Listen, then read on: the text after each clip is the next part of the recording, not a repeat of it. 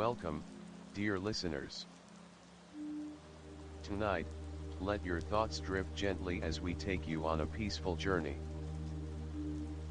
This is a space for calm, for quiet moments, and for the kind of stories that settle your heart and slow your breath. Make yourself comfortable, close your eyes if you wish, and allow the world to soften around you.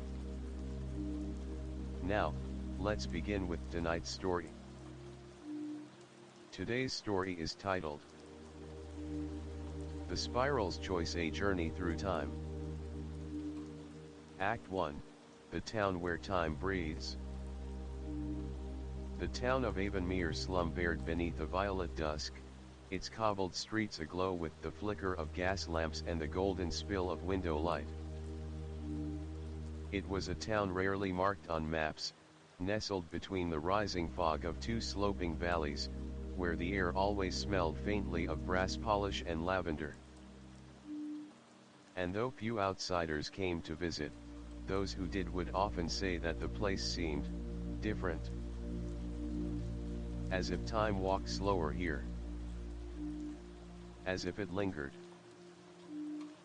Every quarter hour, the song of 100 clocks would rise like a mechanical chorus, each chime echoing off the quiet stone and curling through the alleys like a memory returning home. Avonmere, it was said, was not just a town that told time, it kept it, guarded it, preserved it. At the heart of it all stood an old shop, its wooden sign etched with a symbol of a crescent moon wrapped in gears. Nocturne & Co. Horologi and Curiosities. The name was older than anyone could remember, including the man who ran it. But this story does not begin with him. It begins with a boy. His name was Elias Quill. Just turned 17, with hands that trembled too much for sword work, but were steady as silence when handling something delicate. He arrived in Avonmere with a satchel of worn books, a letter of recommendation folded like a sacred text, and a sense of time already tangled behind his ribs. He had been sent by whom? He wasn't quite sure, to become the apprentice of the enigmatic clockmaker who lived at the edge of town. Nocturne. The man was spoken of in hushed tones. Some said he once built a clock that could predict the death of kings. Others claimed he had disappeared for a decade and returned unchanged. Whatever the truth, Elias had been told, if you wish to understand the language of time, you must start with the man who speaks it fluently. Elias arrived just as the sun dipped behind the hills. The shop loomed ahead, its windows aglow, its door slightly ajar. A quiet ticking leaked from within, soft but relentless. He stepped inside. Immediately, the smell of oil, oak, and something ancient filled his lungs. Clocks of every shape adorned the walls, ticking in asynchronous harmony, each one a voice in a quiet parliament of time. At the counter, a figure stood hunched over a pocket watch, magnifying lens perched like a third eye. He did not look up. "You're late," the man said, his voice dry as parchment but not unkind. There was mist, and the road. "No excuses," the man said. "But a good apprentice always learns to apologize without groveling." "You'll do." He looked up at last. His eyes were mismatched, one a stormy blue, the other brass. Literally brass. An artificial eye that ticked faintly, like a miniature timepiece behind the iris. "I'm Master Nocturne," he said. "You're Elias." and time is short. Thus began the boy's life under the ticking roof of the horologist's shop. That first night, Elias was given a small cot in the attic, right beneath a window that overlooked the town's central square and the great tower clock that watched over all. Nocturne had said nothing more, simply handed him a candle, pointed to a spiral staircase, and returned to his workbench. Elias lay awake that night, listening to the hundreds of clocks tick and talk and chime in rhythms he couldn't yet decipher. It was like being in a forest of time, each tree a clock, each leaf a second. Some ticked slowly, others hastily.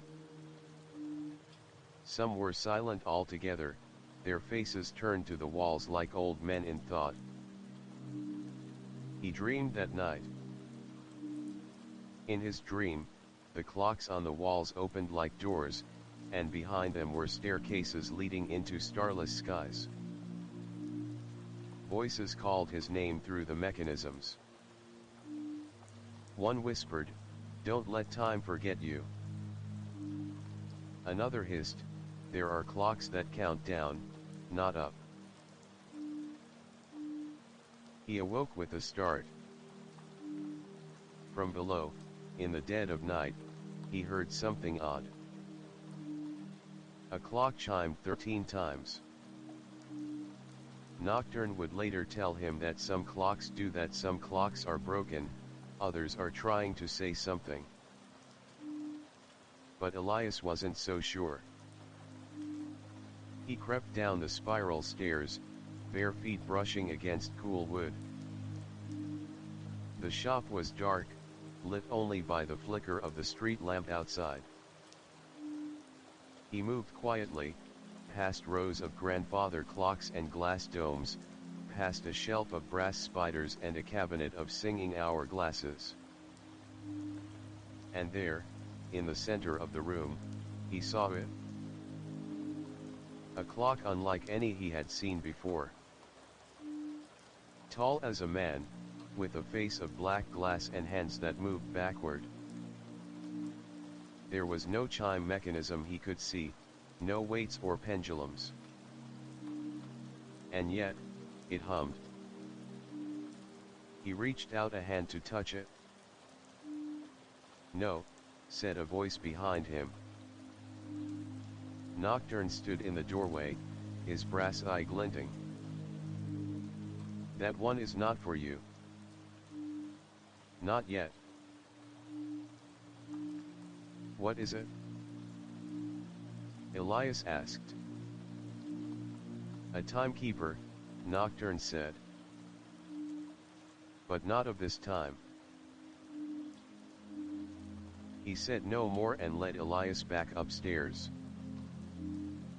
But the clock remained in his mind, ticking backward even as he tried to fall asleep. From that night on, Elias knew that the shop was more than a place to fix clocks. It was a place where time had secrets. And some secrets were meant to be kept. Act 2, Gears, Ghosts, and the Echo of Forgotten Hours. Morning in Avonmere was like the slow unfurling of parchment, soft, deliberate, and full of stories waiting to be written. Sunlight filtered through lace-curtained windows, catching on particles of brass dust that hung in the air like golden snow. The shop, though unchanged in its structure, seemed to awaken differently each day, as if subtly rearranging itself to suit the mood of the morning. Elias descended the spiral staircase with caution. He had not slept well. The ticking in the attic never ceased. Some clocks were quieter than others, but there was always something. And the memory of that black-faced clock, ticking in reverse, weighed on his mind like a half-forgotten dream. Master Nocturne was already at the workbench, inspecting a music box shaped like a swan. Without looking up, He pointed to a tray of tools. Polish. Dust. Rewind, he said. Start with the west wall. The cuckoo's bite. Elias blinked. The cuckoo's bite. They've got springs for necks. Don't get your fingers caught. He wasn't joking. The western wall was lined with an army of cuckoo clocks, each one carved in the style of some distant mountain village. Some had little wooden dancers, others had tiny wolves that howled on the hour. One had a man chopping invisible firewood forever mid-swing. Elias worked carefully, wiping dust, oiling gears, pulling chains to reset weights. Time passed without announcement, ironic, given the setting. But Elias found it strangely meditative. Each tick was like a heartbeat, each movement a whisper from a world deeper than his own. By midday, a bell above the door jingled. Their first customer. A woman in a dark green cloak stepped inside. Her hair was silver, not from age but from something stranger. Her eyes were pale violet, like frost-bitten lilacs. I was told you can repair memories, she said. Nocturne nodded, without surprise.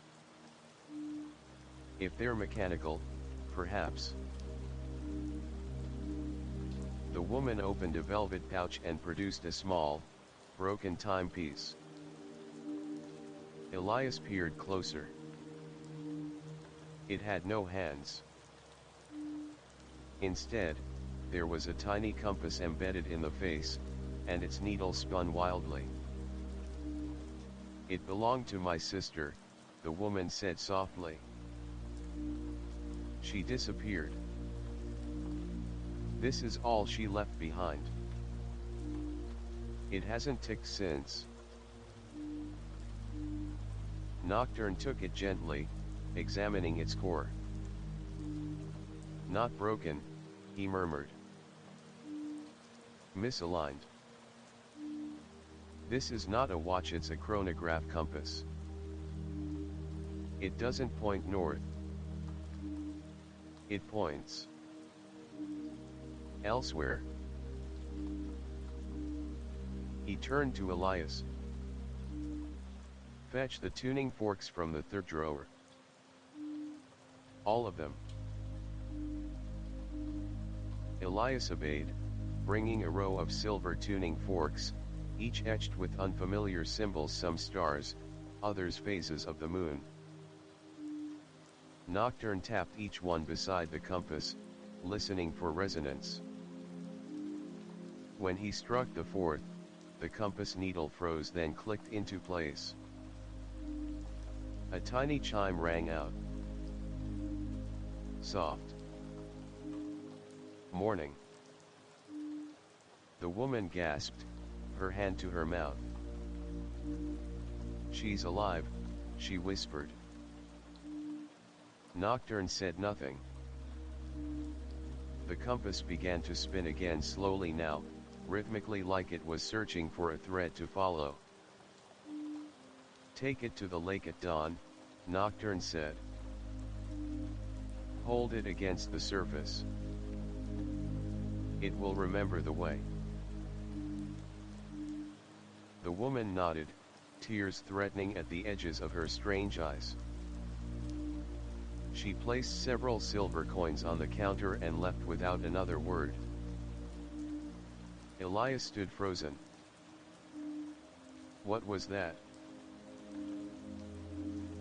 A shard of directional time, Nocturne replied. Very rare. The compass isn't for space. It's for moments.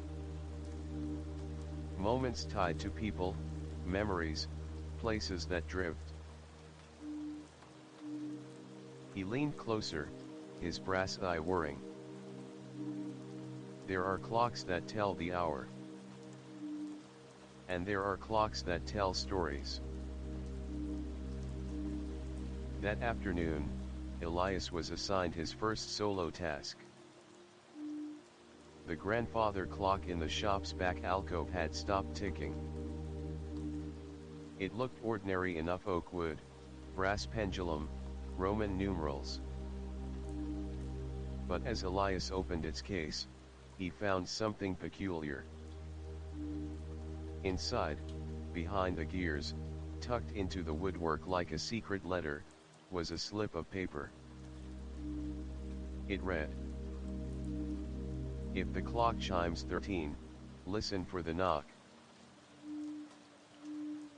Elias frowned.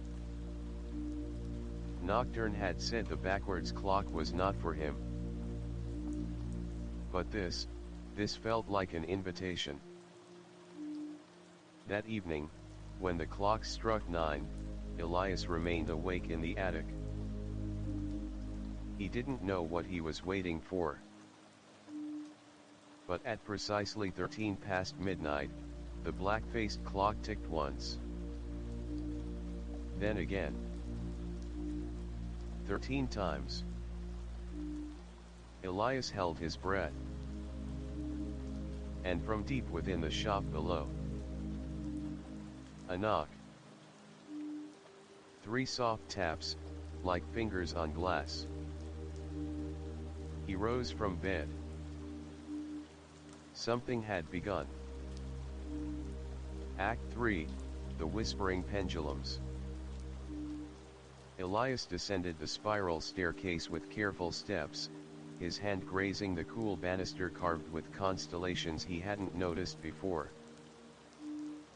The shop below lay cloaked in shadow, with only the moonlight casting silver lines through the beveled glass of the windows.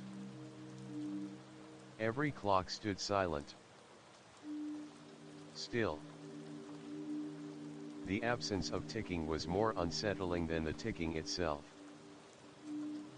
He held his breath. Knock. 3 taps measured, deliberate, came from the back of the shop. Not the door. From within. He crept past the cuckoo wall, now dormant and watchful. Past the display cases of antique hourglasses and wind-up curiosities. Past the desk where Nocturne had once carved time into brass and bone. There, in the farthest alcove behind a velvet curtain, stood the grandfather clock he had examined earlier that day, the one with the note hidden inside. The note. If the clock chimes 13, listen for the knock. He reached out, fingers trembling. The wood was warm.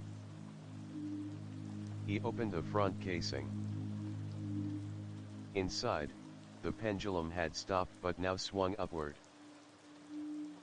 defying gravity. Its movement was slow, dreamlike, pulling towards something unseen. And behind the swinging brass, something shimmered. A crack in the wood paneling, barely the width of a coin. Curiosity overpowered caution. Elias pressed his fingers to the crack.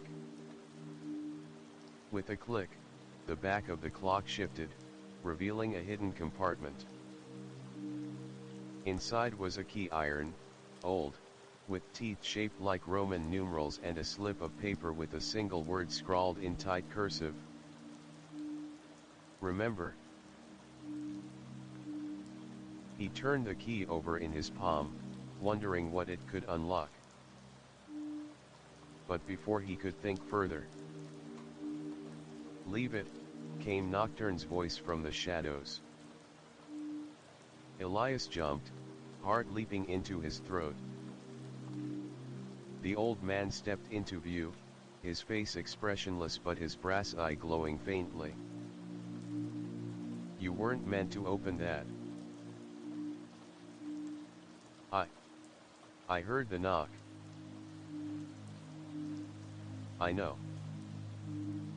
Nocturne sighed, brushing his fingers along the edge of the clock. "She calls to the curious." "She."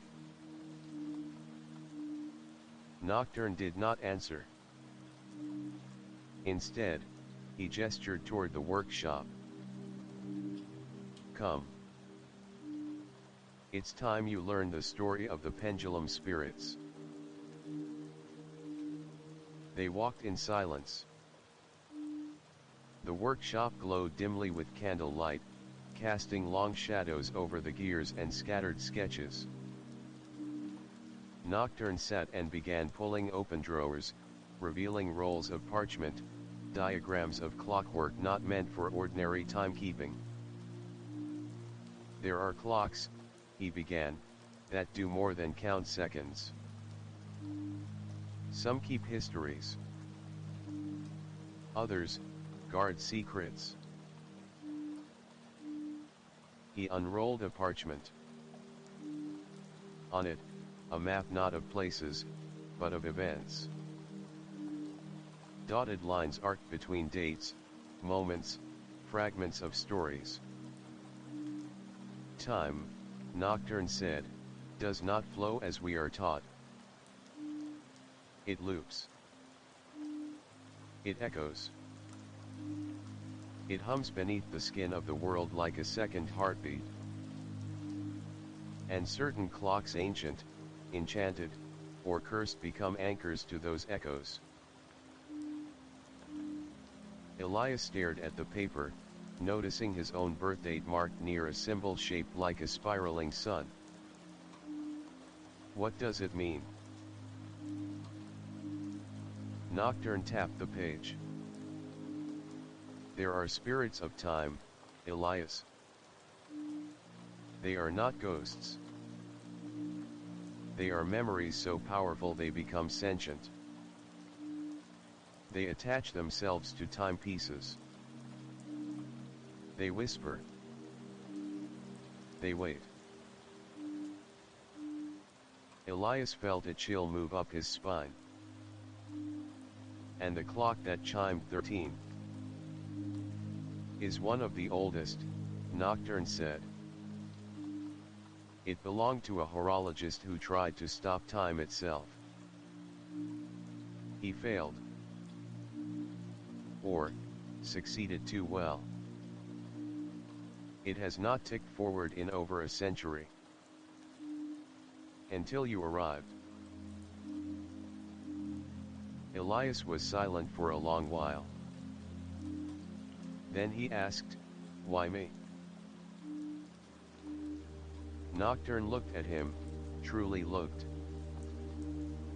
"Because something has begun to move," he said. "And some clocks don't need winding. They awaken when the right hands return." The old man rose and placed a small brass object into Elias's palm, a pendant in the shape of a sundial, but with no markings. "Wear this. It will glow when time tries to bend." Elias nodded slowly, heart racing. "And the key?" Nocturne hesitated. "Keep it hidden. It opens something that should remain sealed. For now."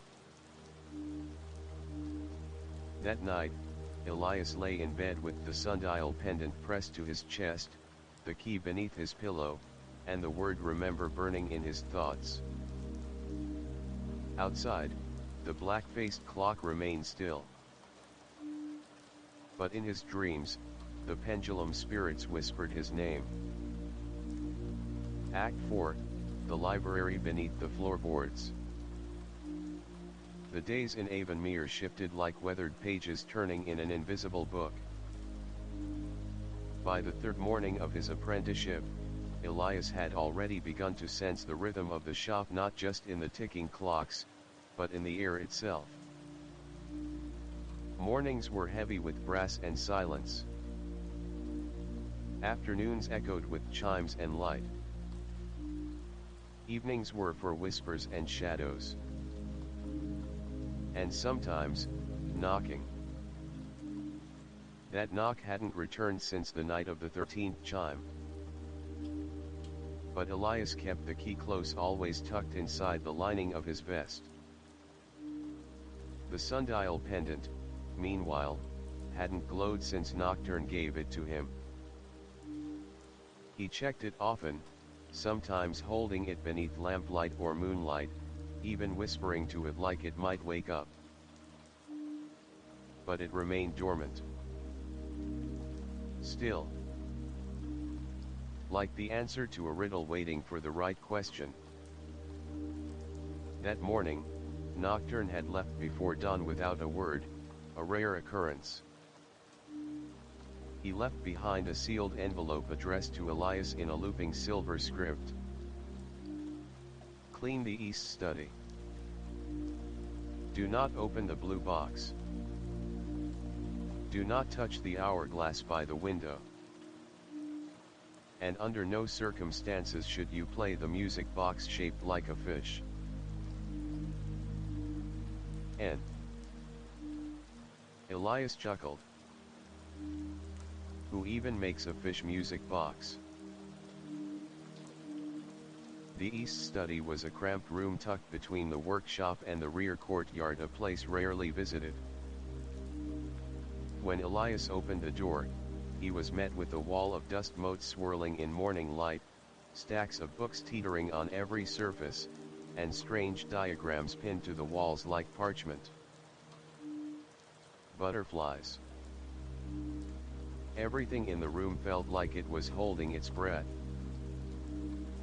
He got to work, sweeping the floor, sorting books by title. Some were written in languages he didn't recognize, and avoiding anything remotely blue, fish-shaped, or filled with sand. As he knelt to adjust a crooked rug near the fireplace, his hand pressed against a loose floorboard. It shifted beneath his touch. He froze. Pulling back the rug, he uncovered a small brass ring embedded in the wood. He hesitated, then, heart pounding, lifted it. A hidden hatch creaked open. Beneath it, darkness. Elias hesitated only a moment before fetching a lantern. He descended a narrow ladder into a chamber that seemed impossibly large for the small study above. The air was cold, metallic, and thrummed faintly, like a low heartbeat. Rows of shelves emerged from the gloom. It was a library. But not just any library. The books were bound in strange materials, some in cracked leather that shimmered, others wrapped in glass or wood. Their spines bore no titles, only symbols: an eclipsed sun, a spiral staircase, a broken hourglass. Elias's footsteps echoed softly as he moved down the central aisle. A sense of reverence filled him, like walking through a forgotten cathedral. At the far wall stood a lectern. Upon it, an open book. Its pages writhed gently, like breathing parchment. He leaned closer and found his own name inked onto the center page. Elias Quill. Apprentice of Time, chosen of the turning key. He recoiled, heart thundering. The ink shimmered and began to write more on its own. The keeper has awakened. The spiral stirs. The 13th hour approaches. The sundial pendant at his chest glowed faintly, its first stirring since he received it. Suddenly, the lantern flickered. A chill swept the chamber. From behind a shelf, something moved. Elias turned slowly. At first, he saw nothing. Then a figure emerged, a man wrapped in a cloak made of shredded paper, his face veiled in a clockwork mask, its gears turning silently over where his mouth should be. In one hand, he held a staff made of melted pocket watches. In the other, a page torn from a book. Elias backed away. "Who are you?" he whispered. The figure cocked his head. When he spoke, it wasn't through the mouth but through the tick of his mask. Every gear spun in rhythm, forming words. "The one you replaced." Elias froze. "What do you mean?" The figure stepped forward. "Apprentices are chosen. But not all stay chosen. The library keeps their names. The clocks remember their faces. But time forgets them when it must."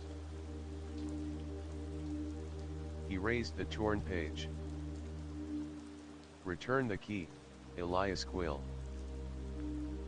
Or be written in silence." Elias gripped the key hidden in his vest. "No," he said.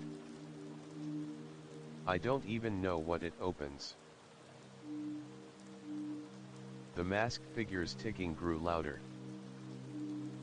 "You were not meant to find it yet."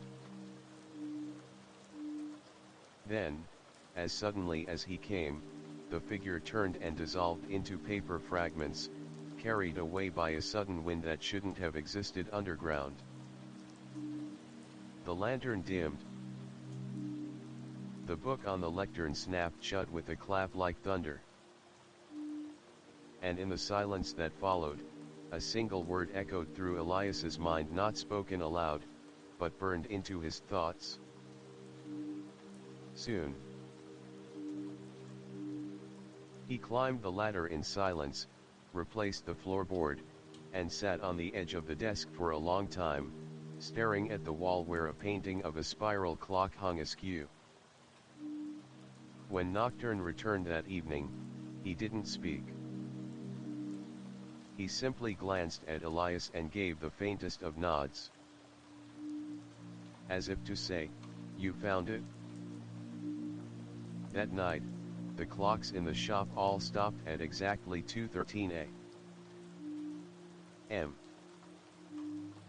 And the fish-shaped music box began to play. Act 5, The Hour Between Worlds.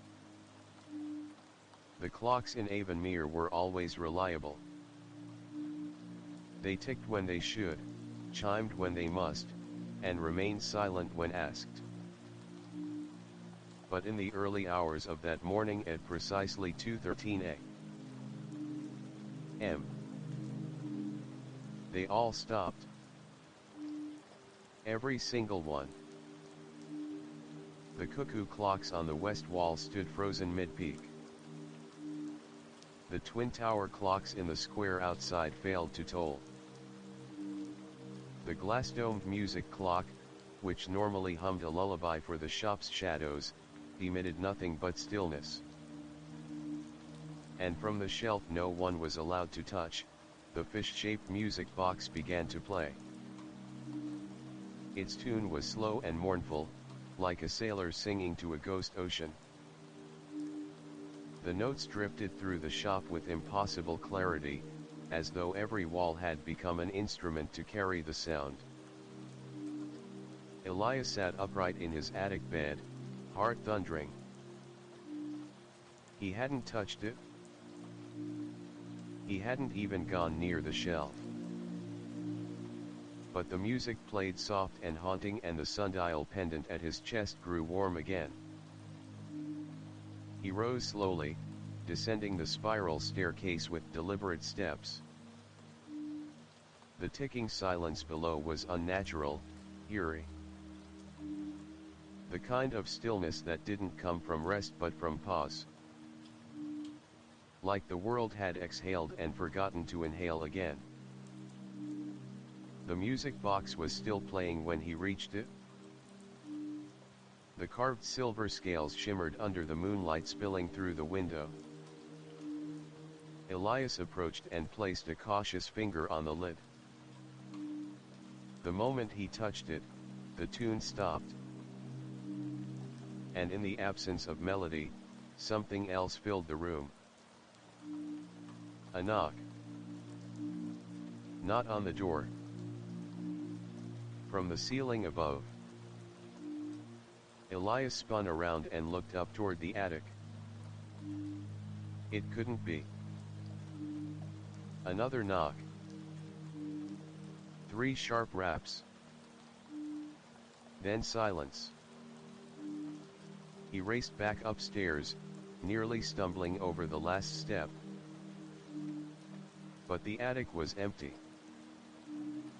The clocks around his bed were still frozen at 2:13. Then he noticed something new. A scrap of parchment lying on his pillow. It was folded like a letter, sealed with wax.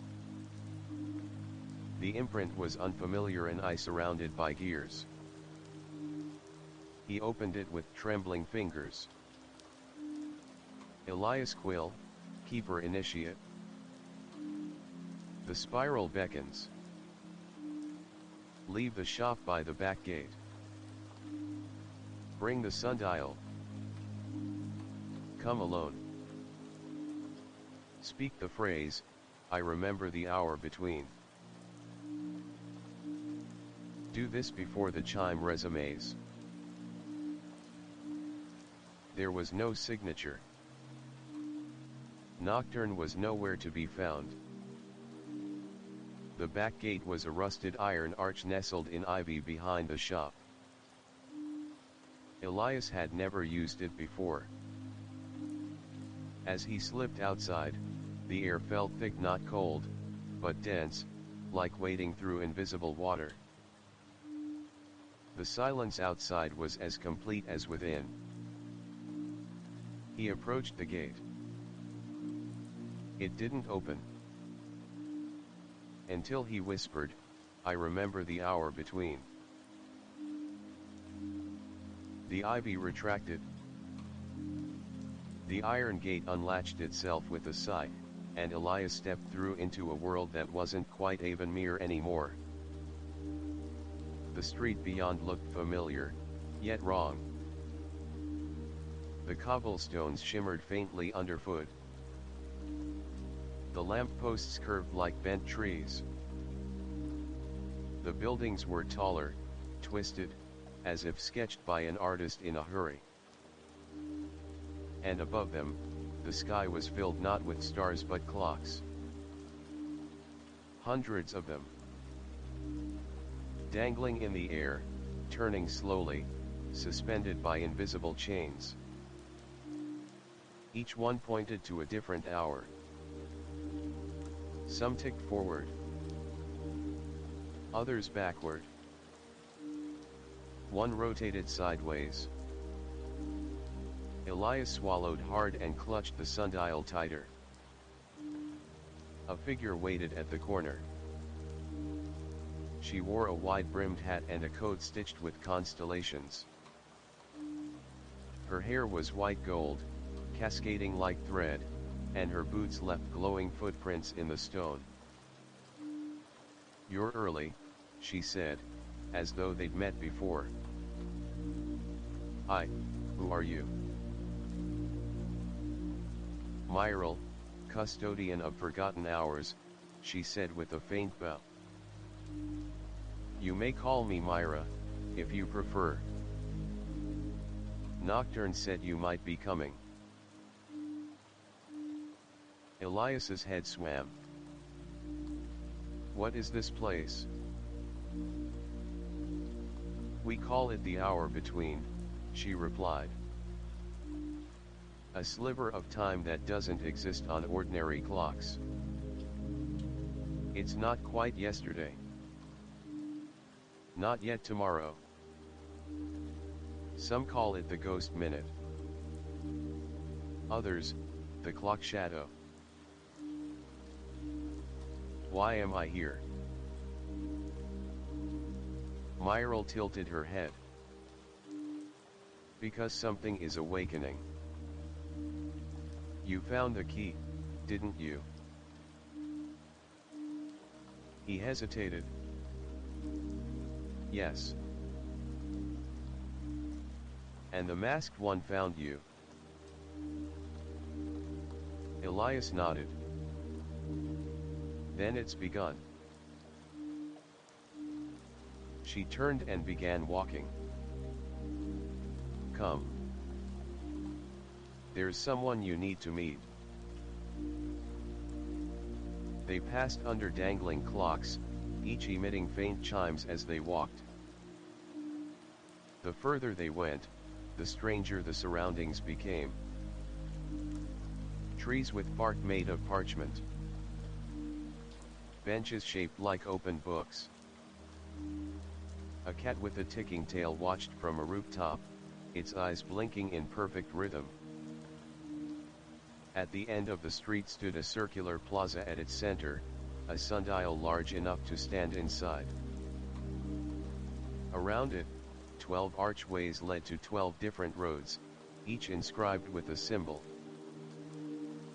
Myril gestured toward it. This is the spiral nexus, she said. The place where timelines brush against each other like threads in a tapestry. Each archway leads to a different memory lost to the world. Elias stared at them all. One glowed softly. The arch with the symbol of an hourglass tipped sideways. That one is yours, Myril said. It's calling to you. What's on the other side? She looked at him carefully.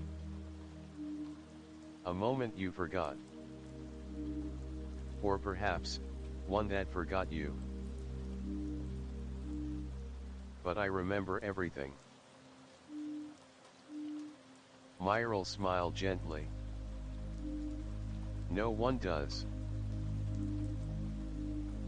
She handed him a small, pocket-sized timepiece. Not a watch, something stranger. Its face had no numbers, only shapes that shifted when turned. If it spins, it means the spiral is watching, she said. If it stops, run. Before Elias could ask more, the sundial beneath their feet glowed. From every archway, a low hum began to rise. The clocks in the sky started ticking again. Time was waking up. You have 1 hour before this place fades, Myril said. Find the memory. Follow its trail. And whatever you do, don't open the black door. Not yet. Elias stepped through the archway. The air shimmered. The world rippled. And then, he was gone. Act 6, the memory that forgot its name. At first, there was nothing. No sky. No ground. No ticking. Just the gentle sensation of falling sideways, as if gravity had grown curious and decided to shift its orientation. Elias felt his stomach lurch, his breath caught in his chest. Then, With a soft thud and the smell of cedar and candle wax, he landed. Not hard. But not gently either. He stood up slowly, brushing himself off, heart pounding. He was in a room. A workshop. Not unlike Nocturne's, though older, more ornate. The walls were lined with blueprints, oil-stained journals, and clocks so intricate they looked as though they might sprout wings and fly. Candlelight flickered across the room, casting shadows shaped like gears. But everything was covered in dust. Thick. Unsettled. As if no one had stepped inside for decades. Except a single pocket watch lay open on the workbench. It ticked softly. It ticked forward. Elias approached it cautiously. The ticking grew louder as he neared. On the inside cover of the watch, a message was inscribed. The hour you forgot is the hour that remembers you. The sundial pendant at his chest pulsed faintly. Then, a voice his own spoke from behind him. You took longer than I thought. Elias spun around.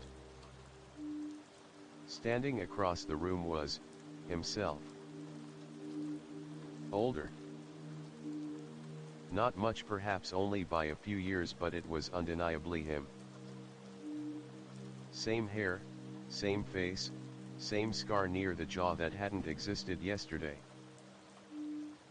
The older Elias leaned against a bookshelf with a faint smile, arms crossed. Don't panic, the older version said. It's just a memory. One you buried. One that decided it didn't like being forgotten. I don't understand, Elias stammered. You will, the other him replied. In time. For now, you need to remember why you came here. Elias blinked. I came to follow the spiral. To answer the summons. To find out why clocks are breaking and people are disappearing. The older version nodded. You think that's why? But really, you came because something in you knows what's coming. And what's coming, is something only you ever saw. He walked to a corner of the workshop and pulled away a canvas tarp. Behind it, a door. Jet black. Seamless. Without a handle. Etched at its center, the symbol of a 13th hour. But Myril said not to open the black door, Elias whispered. She did, his older self agreed. Because Myril only remembers half the truth. The door shimmered slightly, as though not entirely real. It leads to the forgotten loop, the older Elias said. A pocket in time that should never have existed. You were here once. You opened it. And you paid the price. What price? The older version turned to face him, expression softening. You lost her. Elias felt the words like a blade to the chest. Who? The room began to flicker, candlelight dimming, the shadows stretching. The answer came not in words, but in sensation. A presence. A laugh echoing through memory. A name nearly forming on his lips. But it was gone before it arrived. You sealed her away, his older self said. To keep her safe. Or so you thought. But now the loop is unsealing. The 13th hour is stirring. And the clocks are remembering what they weren't supposed to. The sundial pendant began to glow steadily now, casting gold light across the dusty room. We don't have long, his older self said. The memory is collapsing. Then show me. Show me what I lost. The older Elias hesitated. Then walked to the workbench, retrieved a pocket watch, and wound it counterclockwise 3 times. The room shivered. And the black door opened. Not with sound, but with absence. The way silence feels when it devours everything. A yawning void beyond. And from the darkness came a voice. A girl's voice. Soft. Familiar. Fractured by time. Elias? Is it really you? He stepped forward just 1 step and suddenly the floor beneath him gave way. He fell again. Faster this time. No sideways drifting. Just a plunge. And as he fell, visions raced past him. A girl with starlight in her hair, spinning beside a clock made of mirrors. A burning workshop. A masked man screaming without sound. Nocturne falling to his knees in a place with no sky. And a clock. A single, towering clock with 14 hands, ticking in 14 directions. Each hand etched with a name. One of them was his. He landed with a gasp. Back in the spiral nexus. Myril was waiting, brows furrowed. You opened the door. I had to. You weren't ready. Elias rose shakily. Then help me be ready. The timepiece in his pocket spun violently, then froze. Myril's face went pale. The spiral is reacting. That shouldn't be possible yet.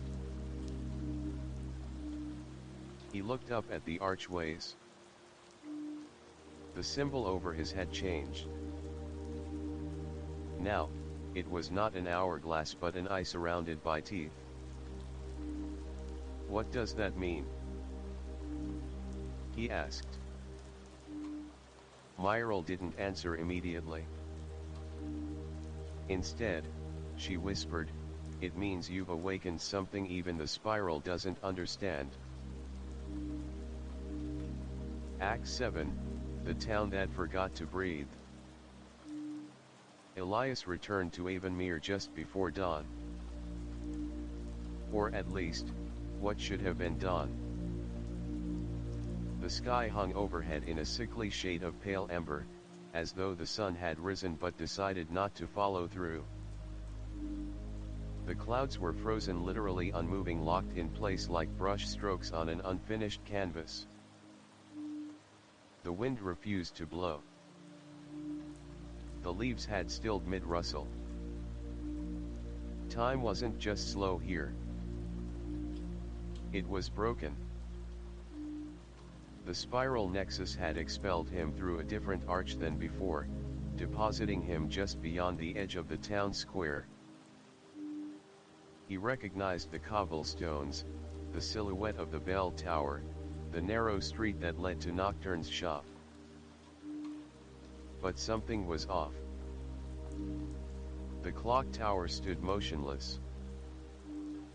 Its face was cracked, no, splintered, and its hands were no longer pointing to numbers, but symbols, a crescent moon, an eye, a keyhole, and a handprint. Elias's own hands trembled as he gripped the sundial pendant. It glowed faintly, but the warmth he'd grown used to was gone. Now, it pulsed cold. The shops that lined the square were silent. Their windows fogged from within, impossible to see through. The fountain in the center still gurgled, but the water looped the same falling droplets again and again, never finishing its arc. He walked toward Nocturne's shop. The front door was open just a sliver. Inside, the clocks had all stopped. Every single one.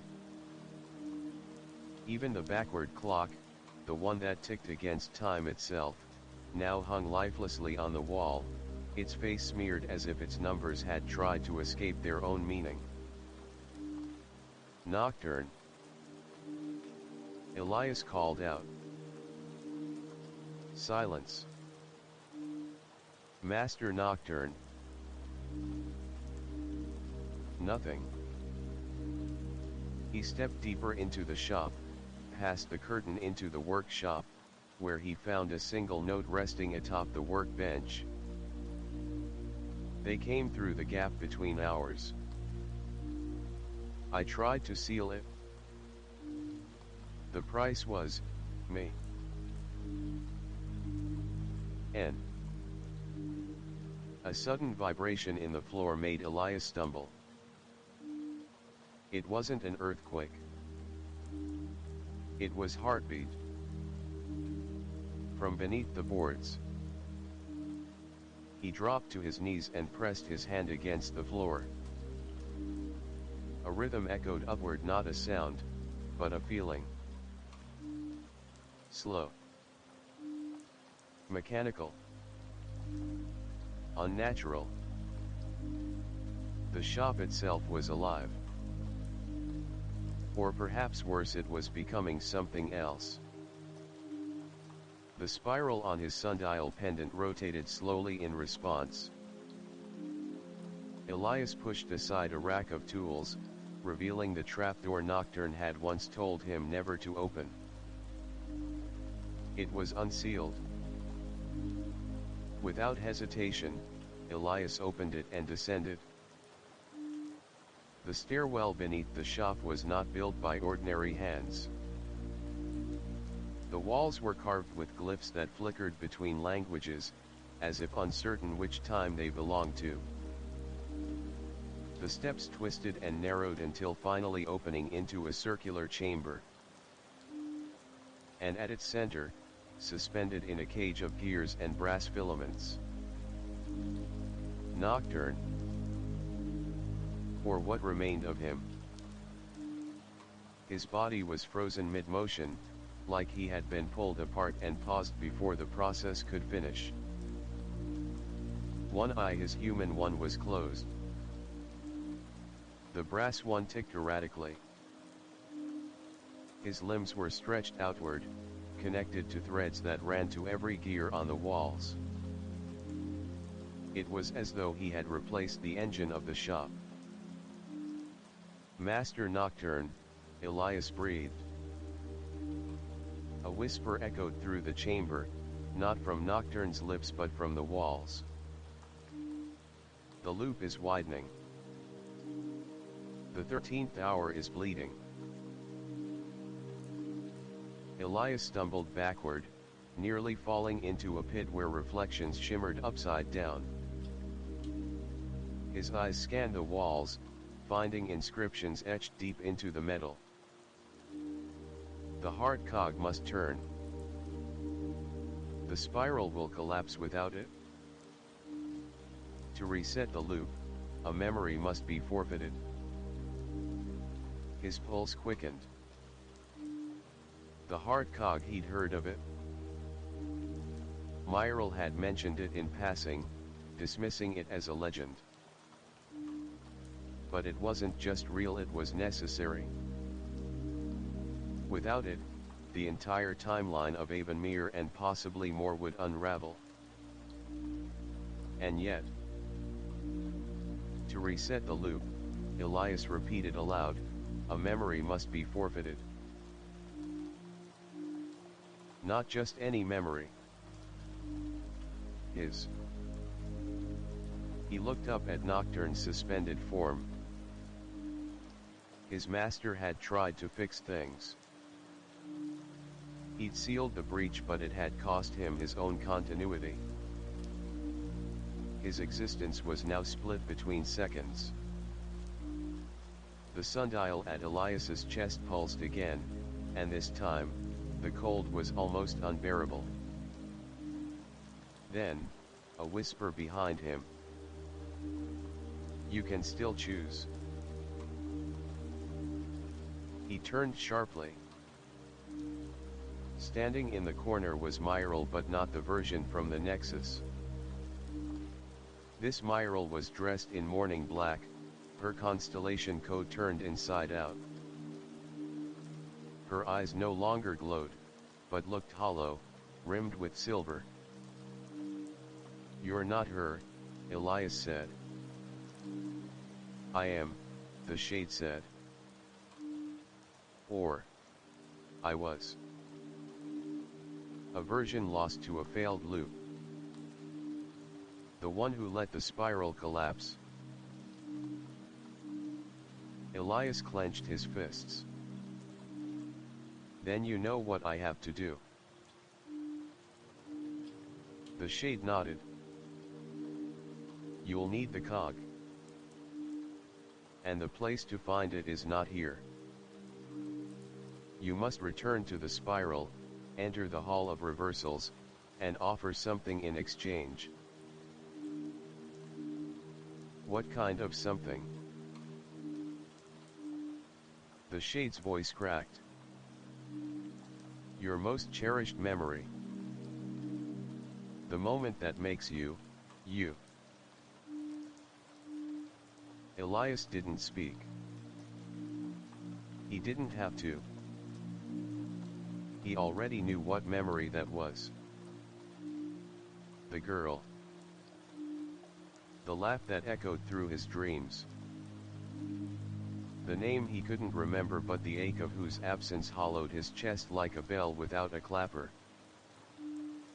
He stepped back toward the spiral stair. I'll go, he said.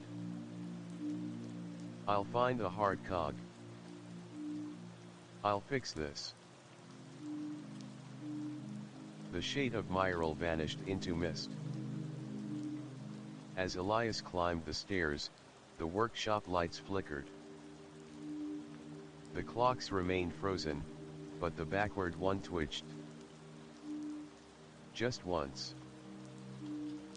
When Elias opened the shop door, the sky above Avonmere had begun to fracture. Thin lines of gold cut through the clouds like cracked porcelain. And from the broken horizon, a sound drifted in. The ticking of a clock that had no name. Act 8, the Hall of Reversals. The moment Elias stepped back into the spiral nexus, the air trembled. Gone was the calm luminescence of the plaza he remembered. The floating clocks above now spun at impossible speeds, their ticking overlapping into a chorus of chaos. Time wasn't simply fractured here, it was panicking, like a bird thrashing in a glass cage. The 12 archways of the nexus no longer glowed softly. Instead, they pulsed violently, one after another, each blinking in strange, corrupted rhythms as if unsure which timeline they belonged to anymore. Myril was waiting for him. The real Myril. Her eyes were stern, her coat now glowing with new constellations, patterns Elias didn't recognize. "You felt it too," he said as he approached. She nodded grimly. "The spiral is destabilizing. Entire memory loops are collapsing. Hours are being eaten." "I saw Nocturne," Elias said. "He tried to seal the breach from Avonmere. It broke him." "Then it's worse than I thought," Myril said. "The Nexus is holding for now but without the heart cog. We lose everything." Myril hesitated before gesturing to the farthest arch. Unlike the others, it didn't glow or pulse. It was silent. Still. Etched into its keystone was a symbol Elias had begun to dread.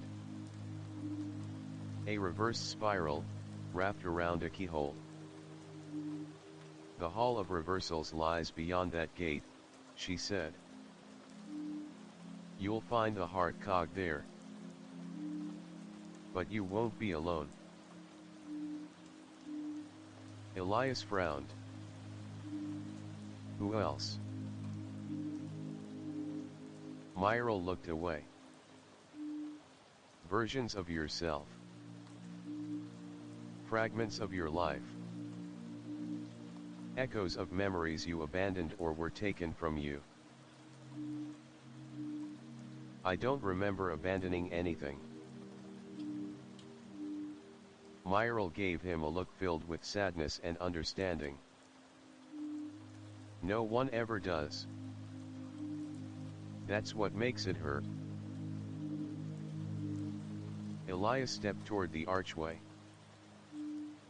"Wait," Myril called. She reached into her coat and pulled out a tiny hourglass, no bigger than a walnut. The sand inside shimmered like starlight. "This is a remnant hour. You get one. Use it to pause the moment if it becomes too much. But only once."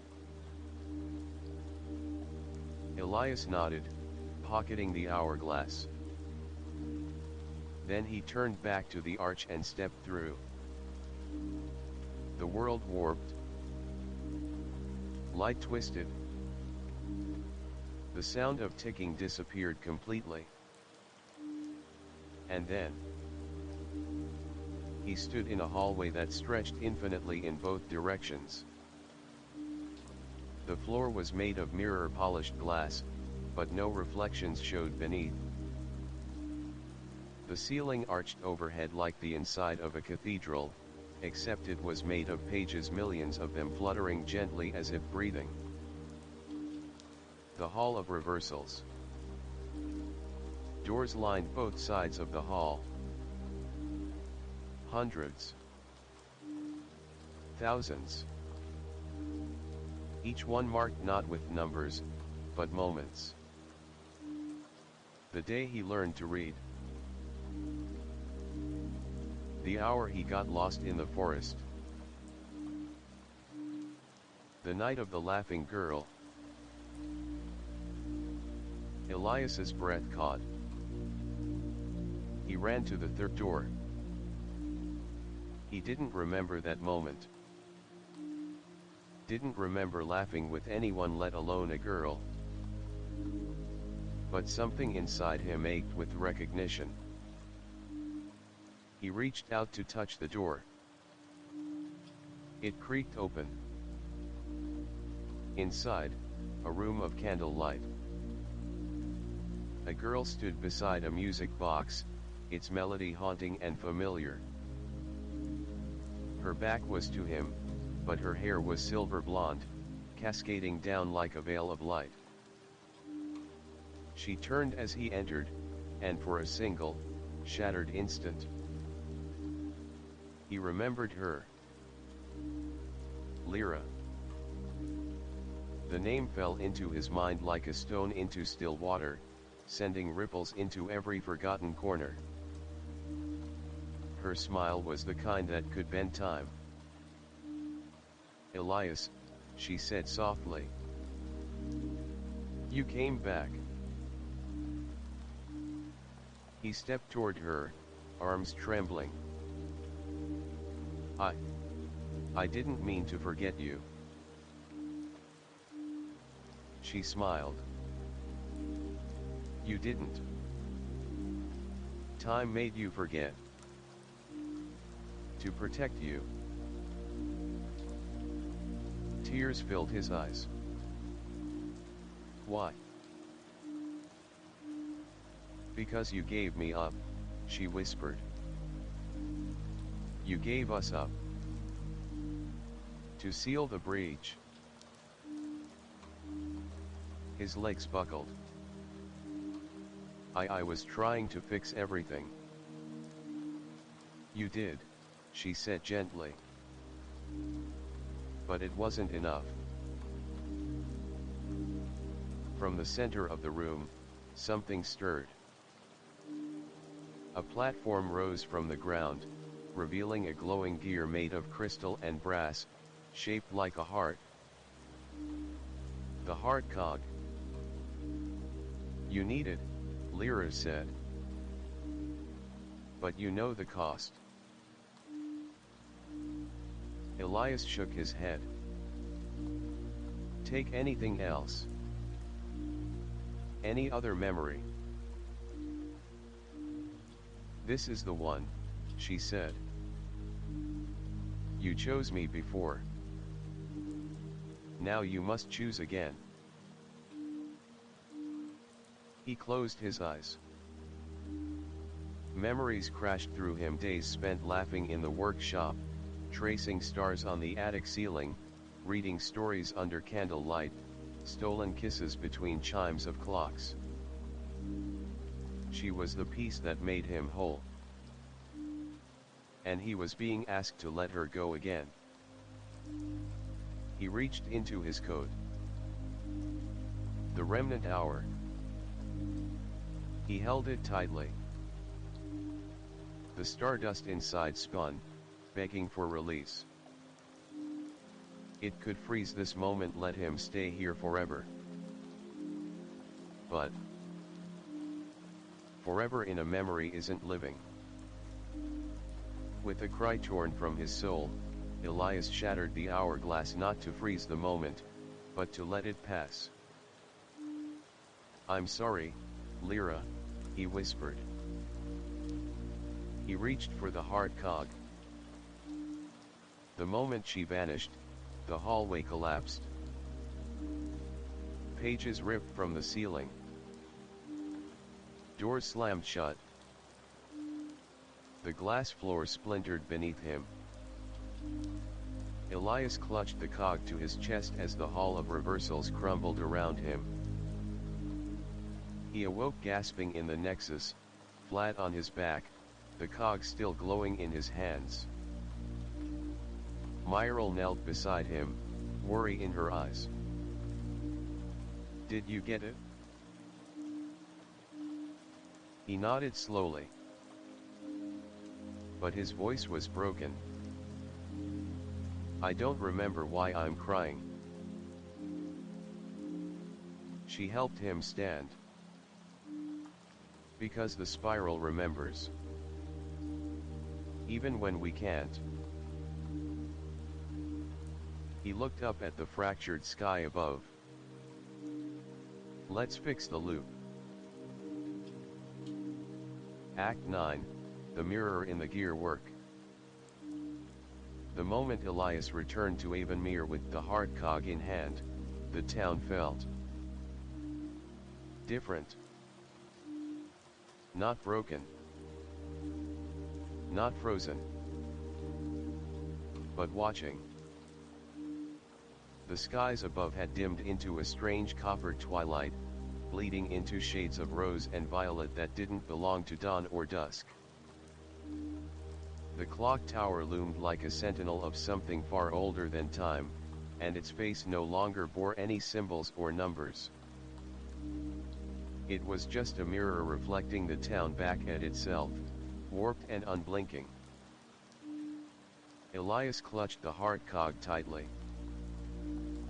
It pulsed with warmth and memory, vibrating faintly as if eager to be reunited with the mechanism it was torn from. He walked toward Nocturne's shop with purpose. Every step echoed louder than it should have.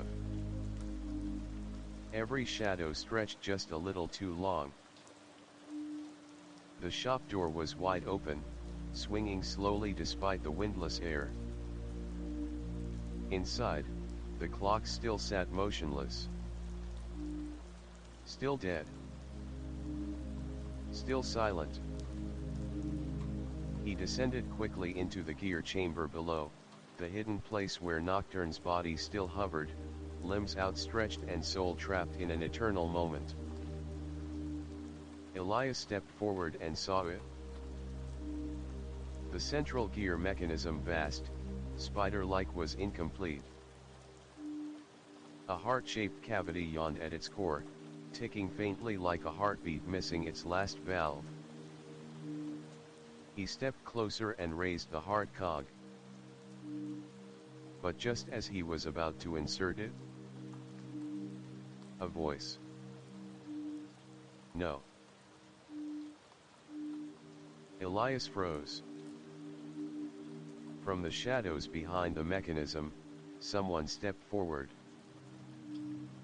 It was him. But not the version he saw in the Hall of Reversals. This Elias was darker. Taller. His clothes bore the dust of many timelines, stitched with red thread where Elias's were blue. His eyes glowed faintly, one of them brass. A copy. A shadow. A loop-born echo. The Elias who never let go. You don't know what you're doing, the shade said, stepping forward with a calm fury. You think inserting the cog will fix the spiral? That it'll save Nocturne? Save her? Elias took a step back. You're me. The shade smiled. A version of you. One that remembered everything. One that chose to keep her alive inside the loop. Over and over again. You're the anomaly, Elias whispered. The broken loop they tried to forget. No, the copy said. I'm the one who chose differently. The spiral collapsed because it couldn't handle loss. So I preserved her. Lyra. Over and over. Day after day. Loop after loop. You think sacrifice is noble. I think it's cowardice. Elias's heart pounded. She's gone. The shade stepped forward. Not if we seal the spiral. Stop the clocks. Freeze the moment. Keep her there. With us. Forever. That's not life. It's better than forgetting her. They stood across from each other now, the heart cog glowing between them. The air thickened. The gears trembled. and the chamber itself began to shift. Time, sensing contradiction, reacted. The mirror clock above the town shattered with a scream of light. Fragments of reflection rained from the sky, phasing through walls and people, sending temporal ripples through every alley and square. Suddenly, the chamber was full of voices. Past versions of Elias. Past versions of Lyra. Of Nocturne. Of people long erased by the spiral's damage. All of them flickering like candle flames in a storm. Elias fell to his knees, clutching his head as memories bled together. "Stop!" he shouted. The shadow Elias approached, calm even in the storm. "Just give me the cog. I'll do what you're too afraid to do." "I already gave her up once," Elias roared. "I won't let her be trapped just to preserve a lie." "You call it a lie?" the shadow said, voice rising for the first time. "I call it home." And then he lunged. The two collided in the center of the chamber, the cog flung from Elias's hands, skidding across the brass floor. Sparks flew as they struggled, each version matching the other's movements perfectly until Elias saw it. The sundial pendant on his twin's chest. It was cracked. And inside no light. The fake had no spiral.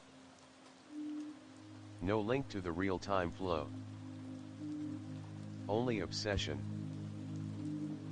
Only repetition.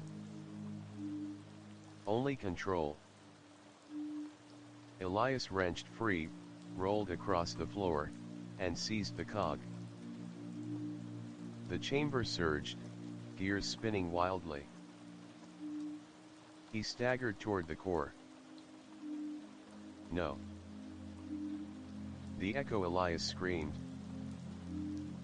"She'll be lost again. She'll be free." And with one final breath, Elias slammed the cog into place. The world stopped. No light. No sound. No time. Just stillness. And then everything resumed. The clocks in the shop ticked again. The tower bell rang once, echoing across Avonmere. The air cleared. The sky healed. And Nocturne, suspended in his prison of brass and gear, fell gently to the ground breathing. Elias knelt beside him as the old man stirred. "You did it," Nocturne whispered. "I think so," Elias said softly. Nocturne smiled faintly. "Then remember this moment, boy. Because time, it doesn't like being told what to do." That night, Elias stood on the roof of the shop and watched the stars align themselves into constellations he didn't recognize. The spiral had reset. The loops had collapsed. The town had remembered how to breathe. But Lyra was gone. Not trapped. Not frozen. Just gone. And even though he couldn't recall her face anymore, he remembered how he felt when she laughed. Sometimes, that was enough. He turned the sundial in his hand. It glowed gently. And somewhere in the distance, a single music box began to play again softly, like a memory not quite forgotten. Act 10, The Hour Beyond All Others. The next morning arrived like a secret. Avonmere had exhaled. The clocks ticked gently, their rhythms restored. Birds returned to the skies, the fountain flowed in full arcs once more, and people moved through the streets with a sleepy grace as though waking from a dream they couldn't quite name. But something had changed. Everyone could feel it, even if they couldn't explain it. And at the center of it all stood Elias Quill, no longer merely an apprentice, but a warden of time. He didn't wear a crown, didn't walk with a staff or speak in riddles. He was still the same boy who dusted cuckoo clocks and traced stardust on attic ceilings. But inside him, something had turned. A gear that had once resisted now moved freely. He had remembered what was worth letting go. And for that, the spiral had accepted him. That evening, as the sun dipped behind the tower and Avonmere bathed in molten light, Elias stood once again in Nocturne's workshop. The old man sat in his usual chair, brass eye humming gently, fingers busy repairing a cracked hourglass with a needle no larger than a hair. His body moved slower than before, but his presence was steadier. "You reset the core," Nocturne said without looking up. "And survived. That's something only one other ever managed." Elias didn't speak. He knew who that one other was. Lyra. She was part of the spiral, Elias said. Wasn't she? Nocturne nodded. She was more than that. She was its heart, once. And you, he smiled faintly. You were her anchor. Elias looked down at the sundial pendant on his chest. It no longer glowed, but it felt warm, like a heartbeat against his own. She's really gone, isn't she? Nocturne set the hourglass aside and stood slowly. Gone from here, yes. But time isn't a line, Elias. It's a garden. And memories are seeds. Some bloom when you least expect it. He handed Elias a rolled scroll, sealed with a spiral of silver wax. What's this? A summons, Nocturne said. You're not just a warden now. You're being called to the Keep of Forgotten Hours. The place where spiral keepers gather. Where the worst hours go to be remembered. Where time doesn't just flow, it sings. Elias swallowed. Do I have a choice? Nocturne tilted his head. Time has always been a choice. But if you say no, the spiral will find someone else. And they might not choose as wisely as you did. Elias turned the scroll in his hands. A spiral map formed along the parchment's edges, glowing faintly in ink that shifted between blue and gold. At the center was a single phrase. Beyond the 12th hour lies the one that waits. That night, Elias climbed to the rooftop and sat beneath the constellations. Not the ones he used to know. New ones. A serpent coiled around a gear. A girl with starlight eyes. A sun bleeding into a sundial. The winds were warm, but in them rode a new sound, a ticking he couldn't trace. Not from Avonmere. Not even from this reality. He turned to look down at the street below. And there, standing by the gate that once led into the spiral nexus, was her. A silhouette in white. Silver blonde hair. A glow around her like the reflection of a memory that refused to die. She didn't wave. Didn't speak. But he knew.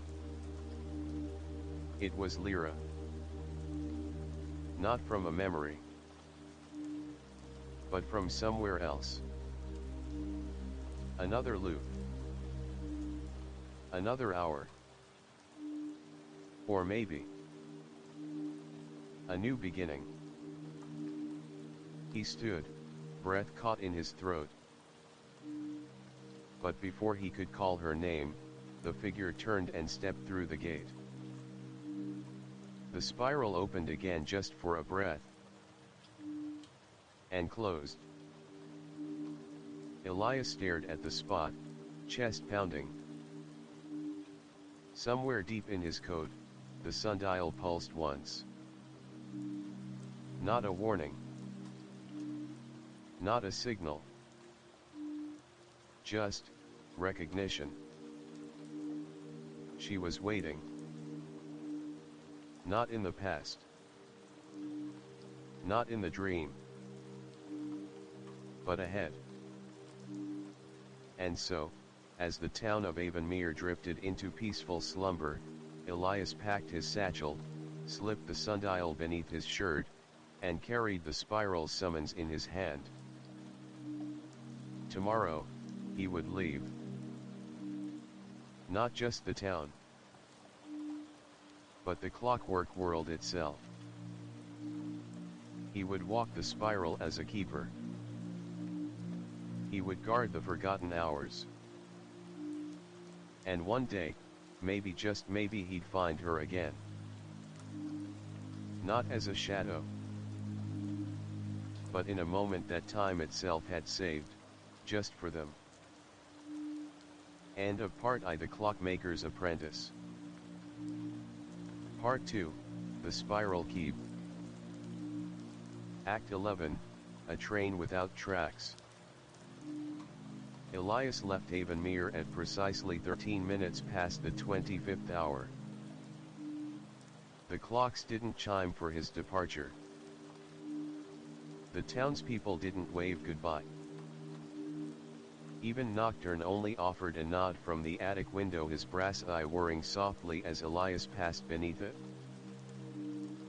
No farewell. No parting speech. Because in the world of keepers, every goodbye was a loop waiting to happen. Elias followed the path out of town, an overgrown trail behind the old sundial garden, where time had always felt a little strange. The spiral scroll pulsed with gentle warmth in his coat pocket, acting as both compass and key. As he reached the final marker, a stone obelisk engraved with spiraling glyphs, the sundial pendant began to spin. Then, the world unraveled. Not violently. Like a book softly closing mid-sentence. He stood on a platform, floating in a void. No stars. No sky. Just tracks stretching out into infinity. And a train pulling in from nowhere. It glided without wheels. hovering above the rails like a thought waiting to be spoken. Brass-paneled and shimmering with oil-slick light, the engine bore a single word etched into its side. Echo line. The doors hissed open without a sound. No conductor. No passengers. But a seat by the window bore a folded card with his name, Elias Quill. He stepped inside. The door closed behind him. And the train moved without engine, without motion, yet somehow traveling. The scenery outside was not scenery at all. Memories drifted past like clouds, a birthday candle extinguished too soon, a hand reaching for another across snow, a girl with a laugh like wind chimes. He recognized some. Others he had never seen. He pressed his forehead against the window. How many of these were mine? Only the ones you chose to forget. Elias jolted upright. Across from him sat a man in a cloak stitched with calendar fragments. Each patch bore a different date, a different month, none in the right order. Who are you? Elias asked.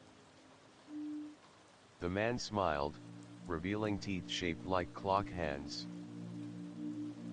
I am a conductor, he said. But not of this train. I guide the way between hours. You mean time? The conductor's smile didn't fade. Time is linear. Hours are conversational. Elias narrowed his eyes. Where are we going? To the spiral keep. The last fortress of memory. The lighthouse for dying minutes. The vault where the most dangerous hours are imprisoned. The scroll in Elias's coat vibrated. I'm to become a keeper, he said. You are a keeper, the conductor replied. You proved yourself when you chose loss over stasis. Elias looked away. He didn't want to talk about Lyra. The conductor's tone softened. There are others like you, he said. Wielders of the spiral. Each guards a different kind of hour, some forgotten, some stolen, some never meant to exist. What will I guard? Elias asked. The train slowed. Outside the window, a shape emerged from the mist. A tower, impossibly tall, twisted like a double helix. At its base, a circular fortress sprawled in every direction, built from shattered timepieces, glowing runes, and fractured moments frozen mid-fall.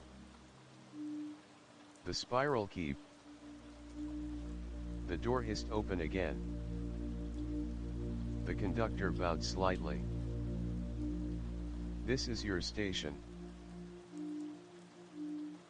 Elias stepped out. The train vanished the moment his foot left the platform. No sound. No farewell. He stood before the entrance, where a brass gate hung between two stone obelisks carved with ticking hourglasses. A figure waited for him. A girl. Not Lyra. But close. Her hair was ink black, her eyes silver gray. She wore a coat marked with constellations similar to Myral's but lined with ink quills and pages fluttering gently at the cuffs. "I'm Thalia, keeper of unwritten hours," she said. "And you're late." Elias blinked. "I came as soon as I..." She smiled. "I'm joking. Time's not linear here, remember." She turned and gestured for him to follow. "Come on. The others are waiting. The council's about to begin." Inside the keep, time bent around architecture like silk in water. Stairs led to doors that opened into the past. Hallways looped back to their own beginnings. The walls shifted with thought. Clocks whispered secrets beneath glass cases. As Thalia guided him deeper, they passed others, keepers of all kinds. A woman with sand constantly pouring from her gloves. A man who walked backward, wearing a blindfold of braided calendar strips. A child who carried a golden bell and never spoke, but whose footsteps chimed. Each nodded at Elias with quiet recognition. He was one of them now. They reached the central chamber. A spiral dais rose at the center, surrounded by 12 seats, 6 filled, 5 empty. The 12th glowed faintly. Thalia gestured to the open one. "That's yours." Elias approached slowly. The moment he sat, the chamber shifted. The spiral lit up, and the central floor parted to reveal a chamber of locked hours, dozens of cogs spinning in place, suspended in crystal, each labeled with a word or phrase. The hour of the last betrayal. The hour that killed a kingdom. The hour that never was. The hour Elias Quill forgot. He stared at the last one. It was missing its lock. "Someone's taken it," Thalia said, reading his thoughts. "Who?" Before she could answer, the walls shook. A siren wailed low and somber. One of the keepers stood. "An hour has escaped." Thalia turned to Elias. Her expression sharpened. "Your first mission." Elias's pulse quickened. "What do I do?" "Find it. Retrieve it. Before it rewrites the world it once belonged to." A shimmering doorway opened in the floor. Beyond it, a forest frozen in winter, time spiraling outward in silver wisps. "Step through," Thalia said. "And remember, the hour always remembers you, too." Act 12, The Hour That Was Never Meant to Be. Elias stepped through the spiral gate and fell into a forest that should not have existed. The air was thin and bright, as though sunlight had forgotten its color and bleached everything into silver gray. Trees towered overhead like frozen veins of crystal, their leaves sharp as memory shards. The snow beneath his boots didn't crunch, it whispered, each step releasing the faint echo of voices not quite real. This was no ordinary place. It was an erased hour. A world that once was but had been rejected by the spiral, sealed off and forgotten. Yet now, somehow, it pulsed with life again. As Elias adjusted his coat and stepped forward, the sundial at his chest quivered. Not with warmth. Not with light. With warning. A message had been scrawled into the snow ahead of him. If you're reading this, it's already too late. He drew his spiral compass, an intricate, needleless device that reacted to anomalies in the time field. Its face spun wildly, unable to settle. "Thalia," he whispered. "Can you hear me?" But no response came. He was alone. He took a breath and continued. The deeper he moved into the forest, the more he realized something terrifying. The hour was rebuilding itself. Old buildings rose from the frost, half-formed cottages and halls with melting edges, their architecture flickering between styles like they couldn't decide who built them. He passed a fountain spewing ink instead of water. A lamppost that blinked. A mirror hung from a tree, reflecting a sky Elias couldn't see. And then he heard her voice. Soft. Close. You're not supposed to be here. He turned sharply. Standing in the middle of the clearing was a girl. Silver blonde hair. Starlight in her eyes. Lips trembling. It was Lyra. Or, someone wearing her face. She stepped closer, barefoot in the snow, unfazed by the cold. Her coat was embroidered with the same spiral symbol as his. "Who are you?" Elias breathed. She tilted her head. "I don't know anymore. I was someone, once. I think I was important to someone. But then the hour was sealed, and I stayed." Elias's throat closed. You're not real." She smiled sadly. "Real enough to remember you." He felt like he was falling. This wasn't the Lyra he remembered, but a fragment. A memory the hour refused to erase.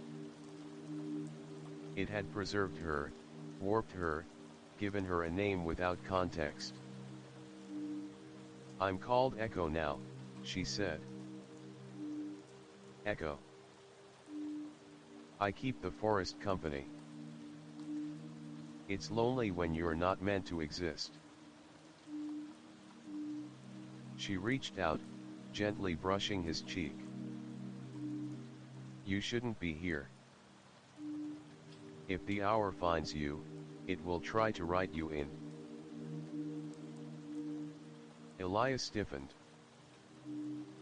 "What does that mean?" She didn't answer. Instead, the forest groaned. The snow beneath them pulsed like breath.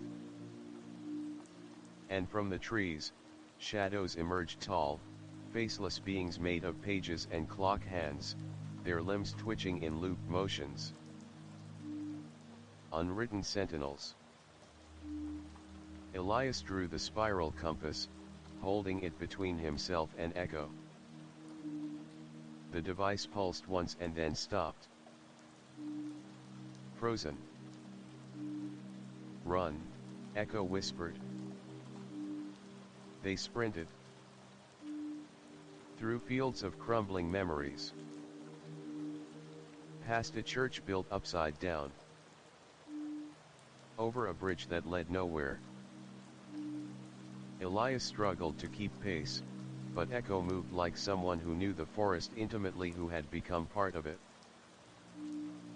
"We're close," she said. "To the core." "What core?" "The one the spiral forgot to seal. The one that still ticks." They burst into a clearing. At the center stood a monolithic clock, suspended in midair by roots of glass and silver. Its hands moved in 14 directions at once. On its face, the spiral cracked. "This is the hour's heart," Echo said. "It controls everything. If you destroy it, the hour collapses." "I collapse." Elias stepped forward, heart torn. "I came to erase this hour. To seal it again." Echo nodded. "Then do it." "I can't," he whispered. "You must," she insisted. "If it spreads, if it remembers too much, it will infect real time. Whole cities will fracture." The ground trembled. The sentinels had caught up. They surrounded the clearing in a perfect circle, ticking, twitching, watching. "I don't want to forget you again," Elias said. Echo smiled. "You already have. This is just the last flicker. A kindness, maybe. One last chance." He drew the hour breaker, a tool granted to keepers, capable of severing a temporal thread. The monolithic clock shuddered. Echo stepped back, eyes closed. "I'm ready." "Wait," Elias gasped. "Can I save part of you?" She opened her eyes. "Take the laugh," she whispered. "It was always yours." He stabbed the hour breaker into the core. Time screamed. The trees disintegrated. The sky folded inward.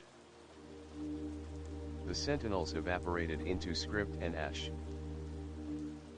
And Echo. Echo looked at him one last time, smiling through tears.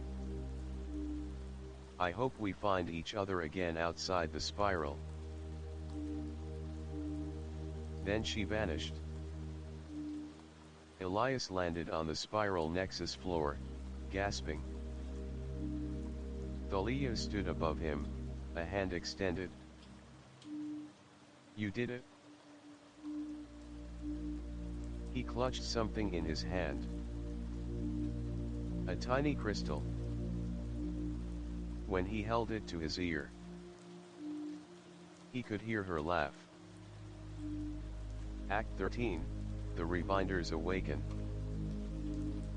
The spiral nexus was never meant to shake. It was built atop timeless architecture, held in place by fixed threads of history, fortified with paradox-resistant stones. It did not tremble. It did not bend.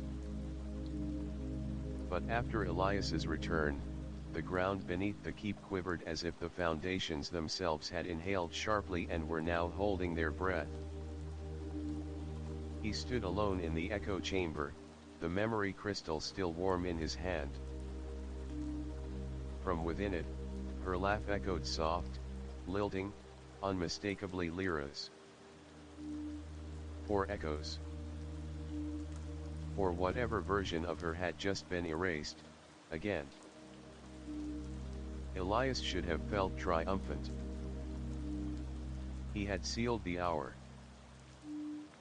Completed his first mission. Protected reality. But instead, all he felt was a heartbeat that didn't belong to him, pulsing inside the memory shard. And worse. The sundial pendant on his chest had stopped spinning. Time had noticed. He returned to the council chamber at Thalia's side. The spiral keepers gathered quickly, their faces grim. The air buzzed with static not from electricity, but from memory friction. Something had been done that couldn't be undone. Thalia stood before the spiral dais, voice sharp. The erased hour has been neutralized. But, not without complication. All eyes turned to Elias. He stepped forward, slowly, then placed the memory shard onto the center platform. It was her, he said. A version of Lyra. A piece of her trapped in the loop. He didn't say I couldn't let her go again. But they heard it anyway. The keeper of vanished languages, a gaunt man named Orsian, stepped forward. His robes were stitched with unreadable words, constantly rearranging. You brought something back, he said. Something the spiral rejected. It was just her laugh, Elias replied. Just a memory. There's no such thing as just a memory, Orsian growled. He raised his hand. From the spiraling glyphs above the dais, a seal split open and the chamber darkened. A black parchment unfurled, written in ink that glowed like fireflies in a bottle. Anomaly detected. Keeper protocol violated. Authorization requested, rebind. The word rebind rang through the keep like a gavel strike. Whispers followed. Gasps. Thalia swore under her breath. No, she said. We're not invoking them. We don't have a choice, Orsian replied. The spiral is glitching. The nexus twisted during his return. The archives blinked for 12 seconds. We lost entire timelines. Then we isolate the shard, Thalia countered. Seal it. Hide it. But she stopped. Because it was gone. The memory crystal. Gone from the dais. Elias looked down at his palm. It was still there. No, it was back again. The shard now phased between his hand and the floor, like it didn't know where it belonged. A temporal feedback loop. And worse still, it had started to hum. Like a lullaby trying to reassemble itself. That night, Elias stood alone in his quarters, staring out over the edge of the spiral nexus into the void of unwritten hours. The keep was quieter than usual. Clocks ticked just a little too slowly. Candles flickered with unnatural rhythm. He couldn't sleep. Not because of the anomaly, but because of the dreams.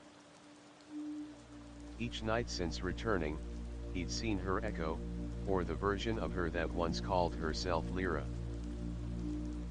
Except this time, she wasn't fading. She was walking toward him. Step by step. And with each step, the world behind her rewound. Trees unburned. Waters unspilled. Books unwritten. You shouldn't have kept it, she whispered in the dream. But I remember you, he replied. Then they will come. Who? The reminders. He woke with a start. And the keep was already under lockdown. Sirens. Shouts. Temporal fire shielding the gates. He bolted into the hall to find Thalia arming the defense's scrolls of incantations in one hand, a blade of frozen time in the other. They're here, she said. Who? She didn't answer. Didn't need to. The sky above the spiral tore open. And they descended. 3 figures, cloaked in impossibility. Their robes made from torn contracts and unkept promises. Their faces hidden behind glass masks etched with reverse spirals. Around them, threads of unbound memory floated, twitching like serpents. The Rebinders. Keepers of unwritten authority. Tasked with preserving the spiral's purity. By any means necessary. Elias stepped forward, and the lead Rebinder pointed at him without hesitation. From its throat came a voice like a gavel striking time itself. You carried a forbidden echo beyond the collapse. You risked recursion. You must be unthreaded. Thalia leapt between them, weapon drawn. He's under my protection. You are compromised, the Rebinder replied. He has seen her. Heard her. Named her. The spiral cannot allow the loop to evolve. Elias's voice rang out. I didn't break the spiral. It chose me. And I chose to remember. The second Rebinder raised a finger. The shard in Elias's pocket sang. A high, piercing note. The keep around them trembled. Reality glitched. And from the memory shard, a figure emerged. She didn't speak. She didn't have to. It was echo. But no longer just a fragment. She had form now. And her first word was no. She stepped between Elias and the Rebinders. The spiral sigil at her throat glowed crimson. You erased me once, she whispered. You won't erase me again. Act 14, The Rebinder's Judgment. The spiral nexus had never seen such a disturbance. The air crackled with tension, the time threads stretching and breaking in places, as if the universe itself were testing its limits. The keepers and the rebinders stood in an uneasy standoff, the only sound the hum of the memory shard as it flickered between Elias's hand and the cold stone floor. Echo Lyra stood between Elias and the three rebinders, her eyes wide with both defiance and sadness. There was no going back. The choice had been made, and now the consequences would unfold. "You cannot undo what has been done," said the lead rebinder, his voice deep and resonant. His mask glowed with the shifting symbol of the spiral, the fractured lines indicating the instability of the very fabric they were trying to preserve. "The loop has been disturbed. It has already begun." Elias's heart beat faster. He could feel the pressure of time itself crushing down upon them, the rebinders trying to force their will back upon the fractured spiral.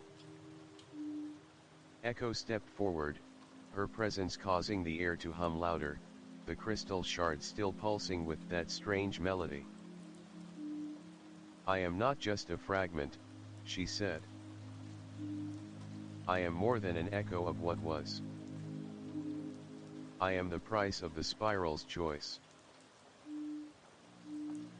"No," the second rebinder hissed. "You are an aberration.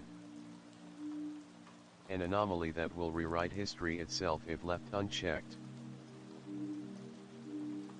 Elias gripped the shard tighter. The pain in his chest was overwhelming. His decision had already cost him so much, but there was no turning back now. He had chosen to remember her, to keep this memory.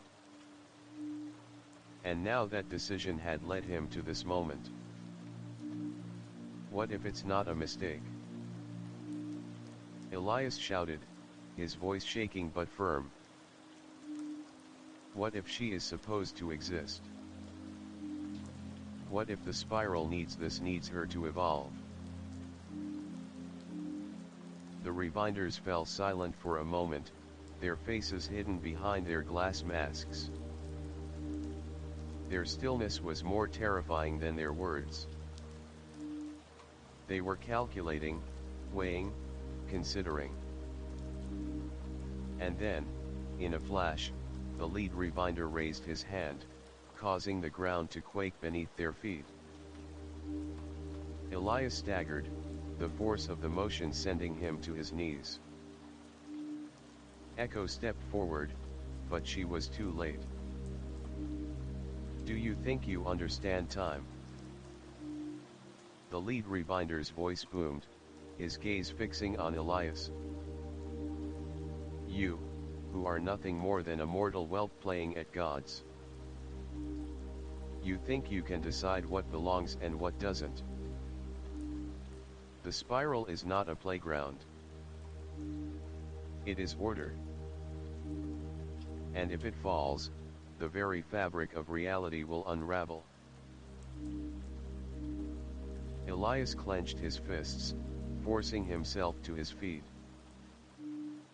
"I've seen what happens when the spiral tries to control everything. When it forces us to forget. We are more than just the minutes we're given, we are the choices we make. The memories we choose to keep." The rebinder's silence deepened, and Elias realized that this moment was more than just a confrontation. It was a battle for something far greater than his own past, greater than Echo. It was a battle for the future of time itself. The third rebinder, who had remained silent until now, stepped forward. She was shorter, her face obscured by a mask shaped like a clock's gears. "The spiral cannot evolve," she said softly, her voice almost a whisper. "Because it is not supposed to." "You're wrong," Elias spat, his voice bitter with the weight of everything he had learned. It has to evolve. Time isn't some static thing we can control. It changes, it grows, and sometimes it remembers. I'm not the one who broke the spiral is the one that has broken us. Her masked face remained impassive. You are naive, she replied. The spiral is immutable. It was never meant to be questioned. Your actions have created a wound in time. You have awakened something ancient, and you have no idea what consequences you're about to face. As she spoke, the ground beneath them cracked open, revealing a shimmering abyss of pure, unmarked time, a place beyond memory, beyond history. From the depths, something shifted. Elias looked down at the chasm and felt the pull of it. This was not just a tear in time, it was an open wound, ready to consume everything. Echo stepped forward, her hands raised. No. We cannot undo what has been done, but we can make it right. Time doesn't belong to the rebinders, nor to the spiral. It belongs to us all. We decide what we remember and what we let go. The lead rebinder turned, eyes glowing with fury. You dare defy the laws of existence? He asked. I dare, she replied, her voice steady. And I will not let you destroy what we've fought for. The air around them grew thick with energy, crackling and humming with the force of their clash. The walls of the nexus trembled as the very essence of time hung in the balance. Elias could feel it in his bones, the weight of their decision, the pull of reality twisting and writhing, and somewhere, far off in the echoes of the spiral, he heard the sound of a ticking clock. The sound of time fighting back. He stepped forward, clutching the heart cog tightly in his hand. If we can't change what's happened, we'll change what comes next. With one motion, he slammed the heart cog into the center of the shattered nexus. A flash of light erupted, blinding them all. For a moment, nothing existed. Then the light faded, and the world around them had changed. The spiral was no longer an endless loop. It had become something new, something alive. And Elias stood at the center of it. His mind buzzed with the knowledge that the spiral was not some divine, infallible force. It was a reflection of every living thing that ever existed. Time was not a chain. It was a river, and he was its current. The rebinders stood frozen, their faces hidden, but their hands shaking. We have no power here, Elias said, his voice steady, more certain than ever. You may guard the spiral, but it's us, the ones who live inside time, that shape it. Echo stood beside him, her form flickering between light and shadow. We all shape it. And with that, the spiral began to flow again. Act 15, The Shattered Hour. The air within the spiral nexus was still, as though time itself had paused to take a breath. The great chamber around Elias and Echo hummed with an energy that felt both ancient and newly born. The light from the heart cog slowly faded, leaving behind a faint, pulsing glow that radiated from the very walls. Time had reasserted itself, but something was different. The spiral was no longer an unyielding force, rigid and uncontrollable. It had bent, perhaps, but in doing so, it had revealed something much larger, a canvas on which every individual could leave their mark, a current that they could ride, not just a path they followed. But that freedom came with a price.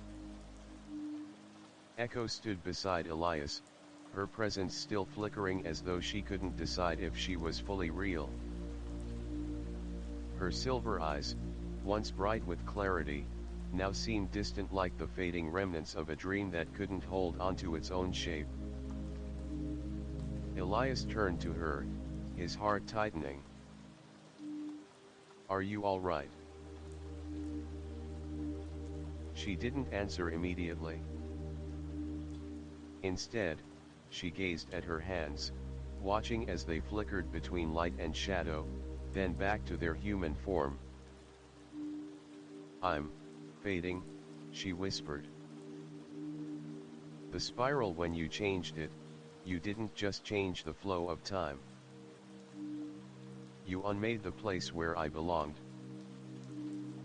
I wasn't meant to exist here. And I can't stay." Elias's chest tightened. "No, you can stay. You've always been a part of me. I won't let you." "You cannot keep me," she said, her voice firm, though it quivered at the edges. "You have already remembered me. The rest is something that belongs to a time that no longer exists." She reached out, her fingers grazing his cheek. "Elias, you changed everything. And for that, I'll always be grateful. But there's no place for me anymore." Elias's hand shot out to stop her, but his fingers passed through her form like mist. She was vanishing, slipping between the cracks of time, just as she had always done, like a dream slipping away in the morning light. "No. No, please." Elias's voice cracked. "You can't leave. Not like this." Echo smiled, a sad and serene smile, the kind only the truly lost could give. "I'm not leaving, Elias. I'm just becoming something else."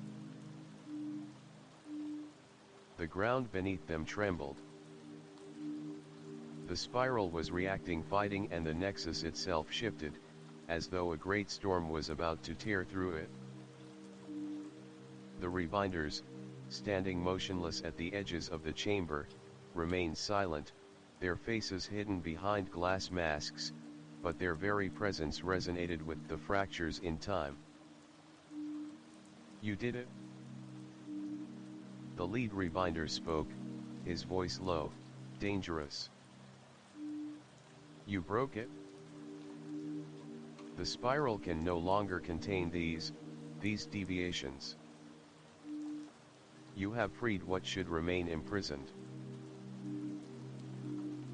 "No," Elias replied, stepping forward with newfound determination. "I freed us." The rebinder raised his hand, and the symbols of the spiral flickered to life, swirling in chaotic patterns. They spun wildly around the room, causing the very air to crack and ripple. "The spiral cannot survive this. It will collapse unless you restore the balance," the rebinder warned. "And you are the cause of its destruction." Elias's grip tightened on the heart cog, the weight of his choice pressing heavily upon him. He knew the consequences of his actions. He knew he had fractured something in the time stream. But he couldn't undo it. Echo's voice cut through the tension. It's not about fixing it. It's about letting it change. Time is change. The reminder sneered beneath his mask. Change is a luxury only those who control it can afford. And who says you control time? Elias snapped back. You guard it. You keep it locked away like a prisoner. I choose to let it flow, to let it live. To remember. Even when it hurts. There was silence for a moment, a deep, hollow pause that seemed to stretch for eternity. And then the world itself responded. The spiral glyphs on the walls began to swirl faster, shifting out of sync, as if the spiral was refusing to acknowledge the world it had created. The nexus trembled, shaking with the force of the changes Elias had set in motion. The entire space around them seemed to fracture like glass under pressure, as the laws of time themselves bent and writhed. The rebinders took a step back, their forms flickering like smoke. It was clear now they were losing their hold.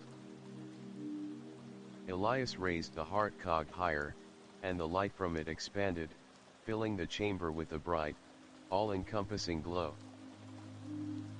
The spiral, twisted and broken, began to fold itself into new shapes, like pages of a book being rewritten by an unseen hand. Reality, time, and memory all collapsed into a singular point, and in that instant, everything changed. Echo reached out one last time, her form solidifying for a brief, perfect moment, her voice barely a whisper. You're ready, Elias. You always were. Remember me, and don't forget to live. The light consumed her, and she faded from his sight. Elias woke. Not in the spiral nexus. Not in the forest. But in a room, quiet and still, with the sound of ticking clocks, all ticking together in perfect harmony. He sat up slowly, the weight of the heart cog heavy in his hands. The sun filtered through a window, casting a warm, soft light across the room. The walls were covered in bookshelves, filled with titles Elias couldn't recognize, books of time, of memory, of forgotten hours. A soft knock came at the door. Elias. Thalia's voice, gentle but firm, called from the other side. Are you ready? Elias stood up and looked at the mirror across from him. His reflection was unchanged. But something inside him had shifted. He had chosen to remember. He had chosen to live. And now, his journey had only just begun. He opened the door. Thalia smiled at him, her eyes tired but filled with understanding. The spiral keep is waiting. Elias nodded. Let's go, he said, his voice steady, resolute. We've got work to do. And together, they walked into the unknown, where time was no longer a prison but a story still waiting to be written. Act 16, The Fractured Hours.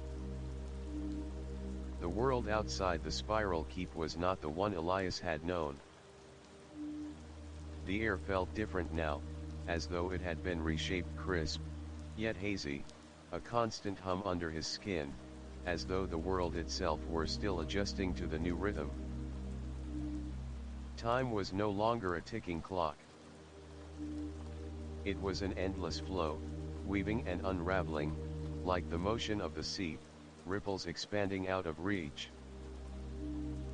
Elias walked beside Thalia, the hard cog still heavy in his hand, its presence comforting yet unsettling. The spiral keep, once a place of rigid order, now felt more like a hub of chaos. Everything was in motion, a constant shifting of memories and moments that flickered in and out of existence. He could see it in the faces of the keepers he passed, each one carrying the weight of their own hours, their own timelines, some intact, some damaged. As they moved deeper into the keep, the structure of the place became more fluid. What had once been solid, structured corridors now twisted and looped, doors opening to unknown spaces, hallways that led to places Elias could never have imagined. The keep had always been a place that existed outside of time. But now it was something more. Thalia, leading the way, glanced back at him. "You feel it too, don't you?" Elias nodded. "It's different now. It's as though time itself is unraveling. It's not just time. It's the order of it." The spiral was a mechanism, a thing that held everything in place. But you broke that order. "I didn't mean to," Elias said quietly. "I just wanted to remember. To choose what I hold onto. And now that choice has consequences," Thalia said softly, her voice carrying the weight of years of guarding time. "When you chose to remember, you shifted everything. The spiral, the reminders, the keep, they're all part of something much larger than we realized. And now they'll come for what you've done." Elias's grip tightened on the hard cog. "What do I do now?" "We fix it." "But how?" "The spiral is broken." "Not broken. Shifting. There's a difference." Thalia stopped in front of a door that had no handle, only an engraving of a clock with 12 hands. The symbols on the door shifted in place, as if they were alive. "This is the vault of shattered hours," she said, pushing the door open without touching it. "Inside is the one thing that can reset the spiral's balance. It's where the lost hours are kept, the ones that no longer exist in time. The pieces of what once was, but never truly lived." The door creaked open, revealing a chamber filled with empty hourglasses, each one frozen mid-flow. The air inside felt thick with unspent time, the sands suspended, as if waiting for a moment that would never come.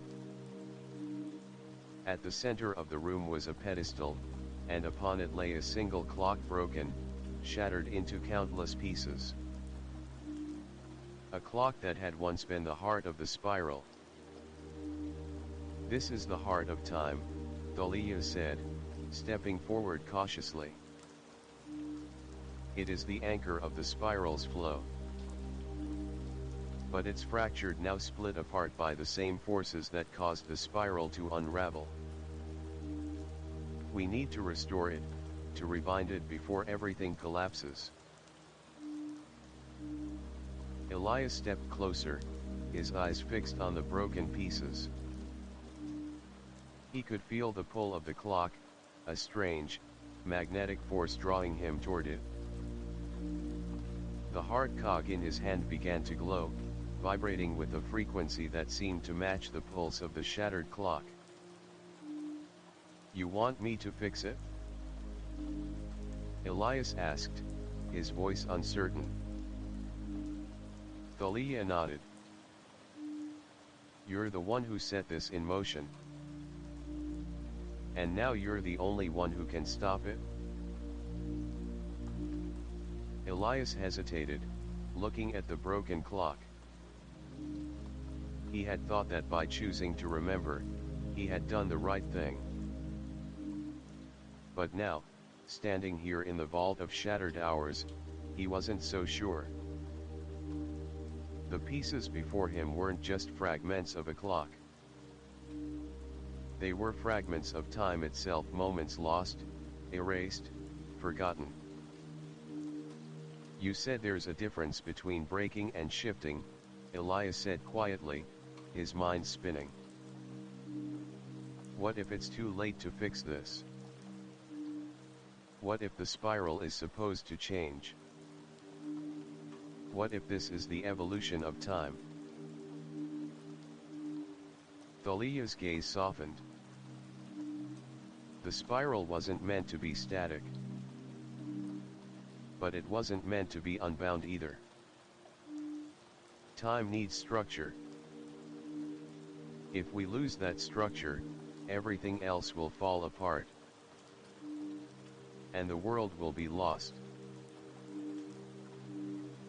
Elias nodded slowly, understanding now what was at stake.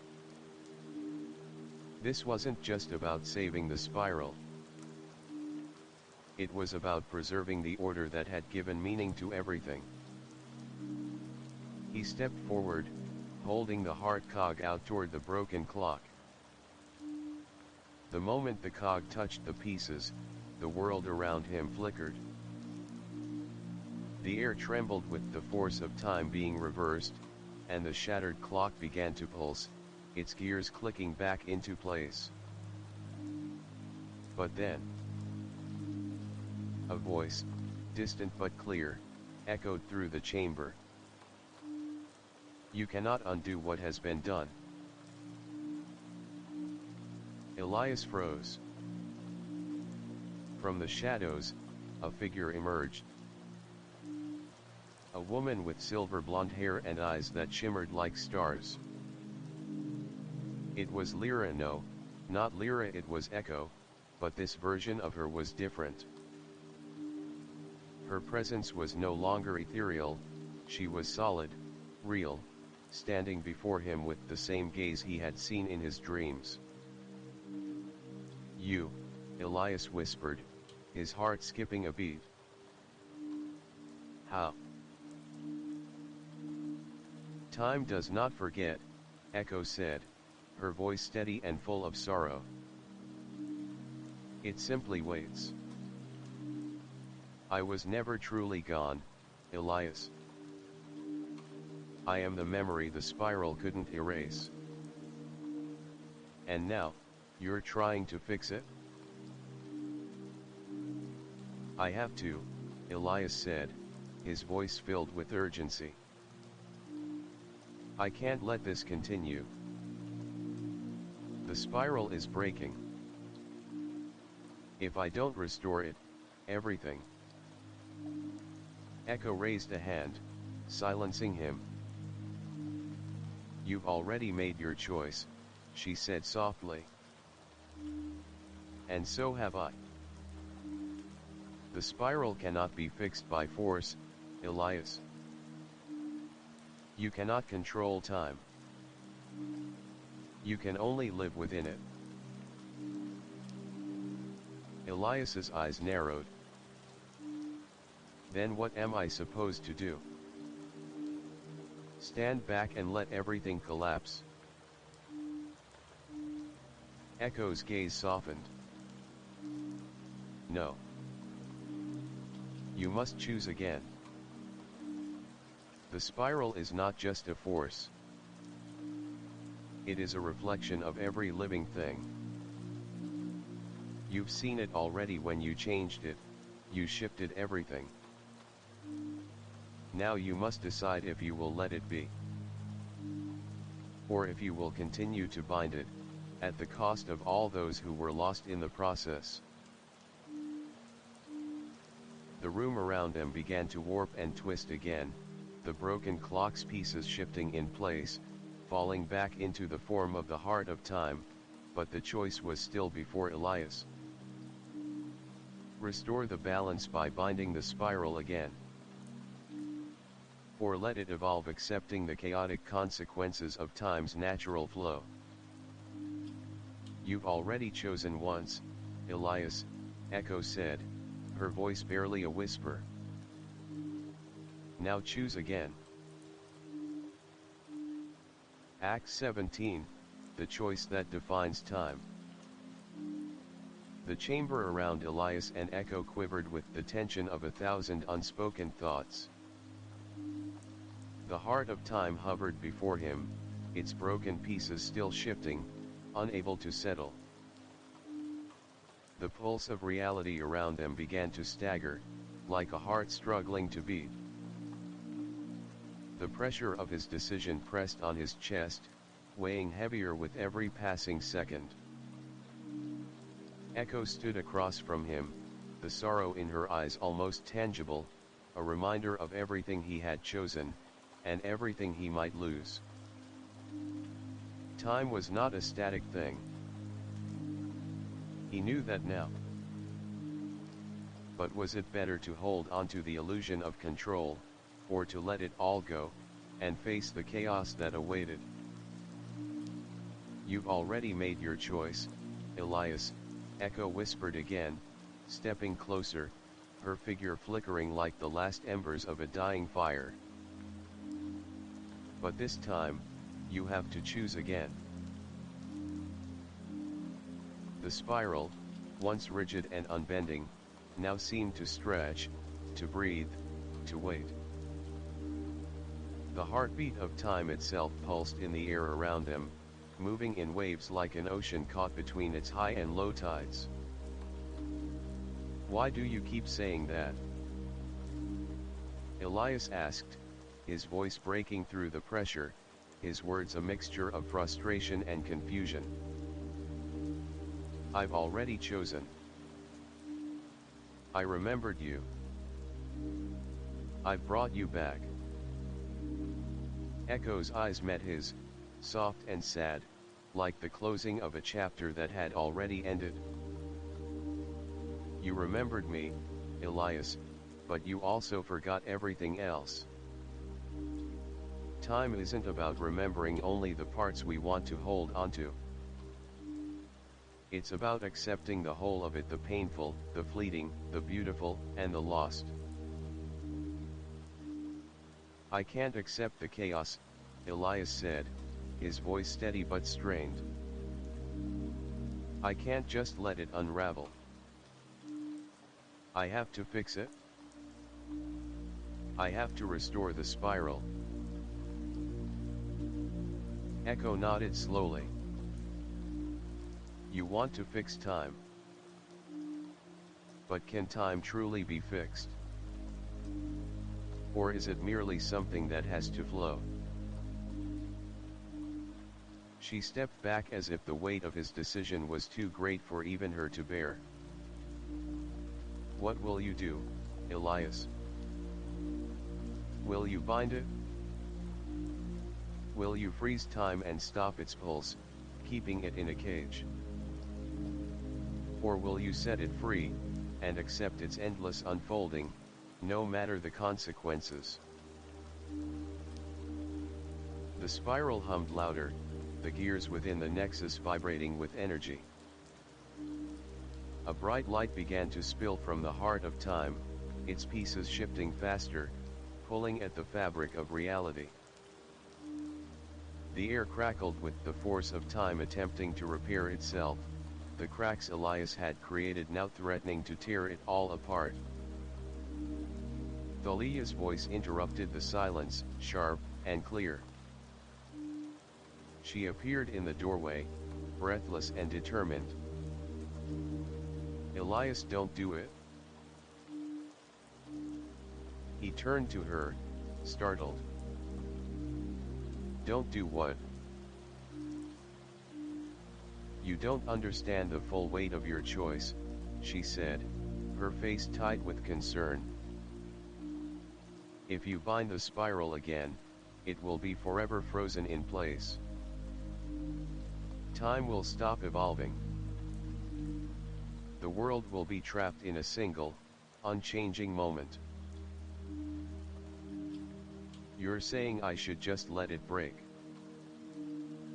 Elias asked, his voice rising with frustration. What happens if I do nothing? What happens if time becomes chaos? Thalia stepped into the chamber, closer to the heart of time, her hands outstretched as if she were trying to steady the pulse of the world itself. You are thinking of it all wrong. Time isn't something we can control or keep fixed. It's something we live within. We can't stop it, but we can choose how we live in it. We can choose what we do with the moments we have. Is that what you think? Elias asked, turning to face her. That everything is just about living within time. What about those who get hurt? What about those who suffer because of the broken spiral? How do I just let go of that? Thalia's gaze softened. You don't let go of the suffering, Elias. You let go of the illusion that you can stop it. Time isn't a villain, and it isn't a savior. It's a part of us all. And sometimes, the most powerful thing we can do is to accept it. Elias clenched his fists, holding the heart of time close to his chest. The glow from the fractured pieces had turned into a steady pulse now, beating in rhythm with his own heart.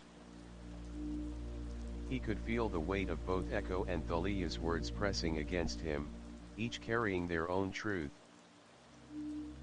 The spiral was not just a force to be manipulated. It was something alive. And for once, he had the power to shape it. But the choice wasn't just about him. It was about everyone. About every person who had ever lived, every moment that had ever existed. Elias hesitated, his breath catching in his throat. I don't want to choose chaos. Then don't, Echo said, her voice soft but steady. Let go of the need to control everything. Let the spiral live. Time doesn't belong to you or to anyone. It belongs to everyone, and to everything. To the people we remember, and the ones we forget. Let it be.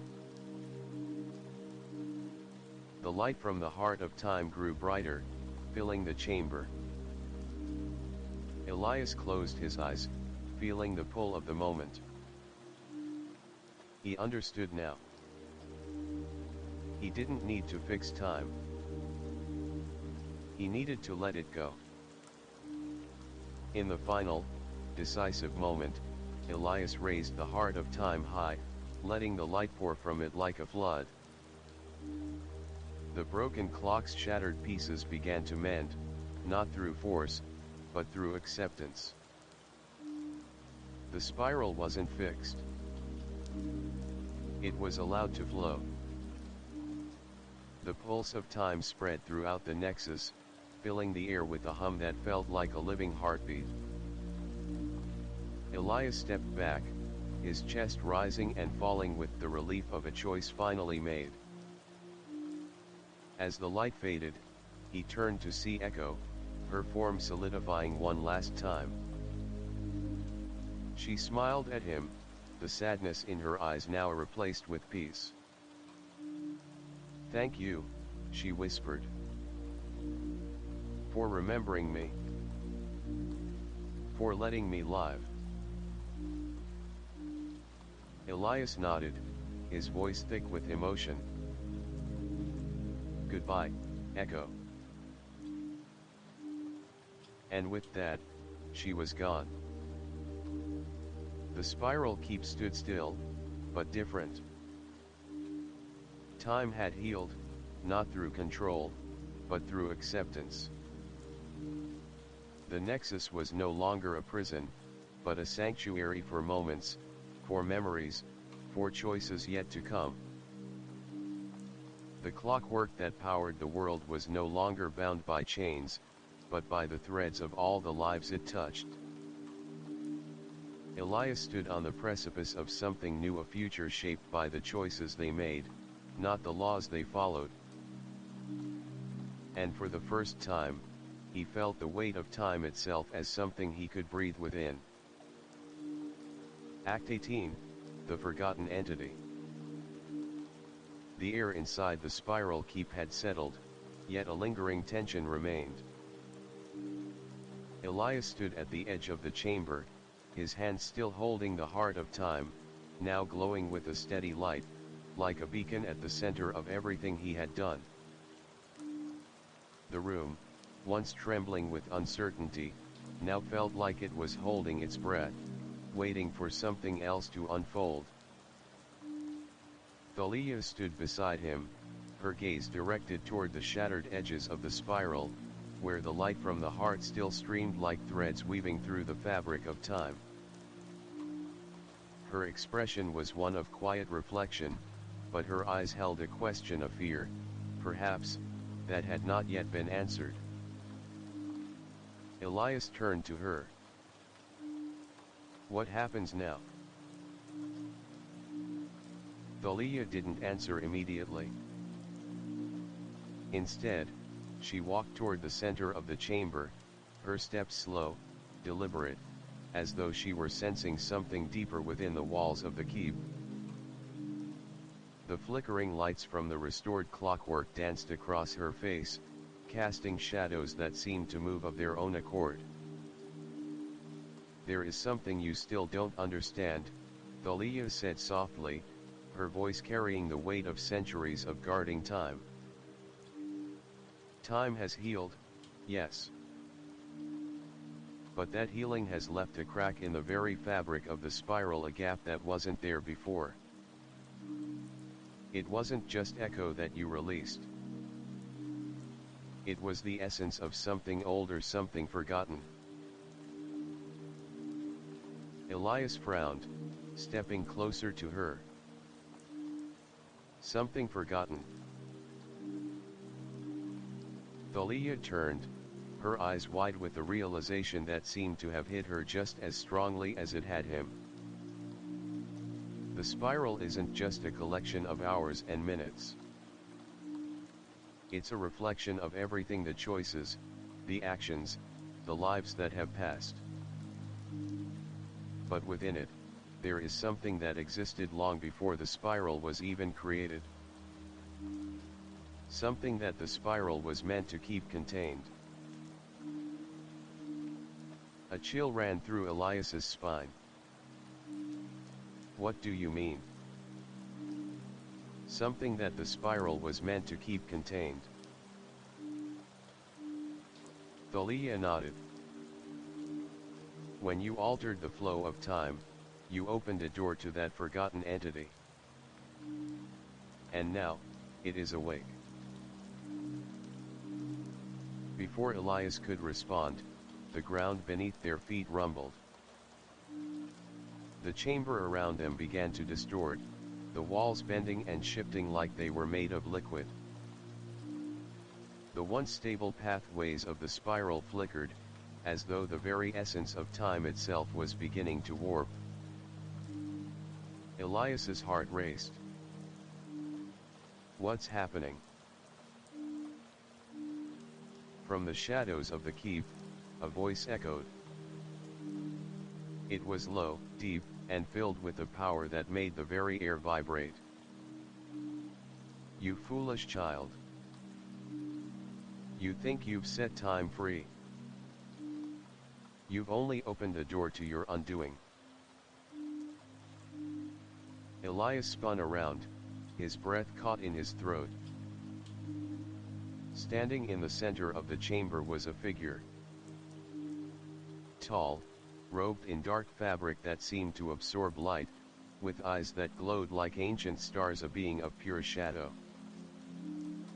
It stood perfectly still, yet the air around it crackled with the presence of something ancient, something beyond the spiral, beyond the flow of time. A force that had been locked away, forgotten by the very guardians of the spiral, sealed in a prison that was never meant to be opened. Thalia stepped forward, her voice trembling with recognition. No, it can't be you. The shadowed figure raised its head, revealing its face, a face that was not entirely human, its features twisted and ever-shifting. The voice, however, was unmistakable. It came from everywhere and nowhere, a chorus of whispers that seemed to emanate from the very walls of the keep. I am Ian, the forgotten entity. The keeper of the unwritten, the master of the endless moment. Elias's heart raced. You're the one the spiral was keeping imprisoned. The one no one remembered. Ian's eyes flared brighter. Not just imprisoned. I was sealed. Time was never meant to have an end. Yet you have opened the floodgates. And now, all that has been locked away is free to rise again.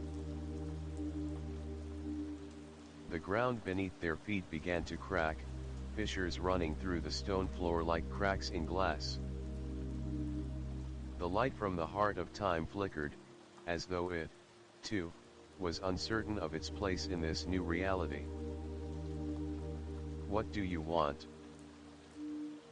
Elias demanded, stepping forward, the heart of time still gripped tightly in his hand. Ian's voice grew louder, the shadows around him twisting like storm clouds.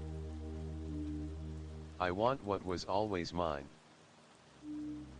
The ability to reshape time in my image. No more cycles. No more spiral. Time should not be an endless loop.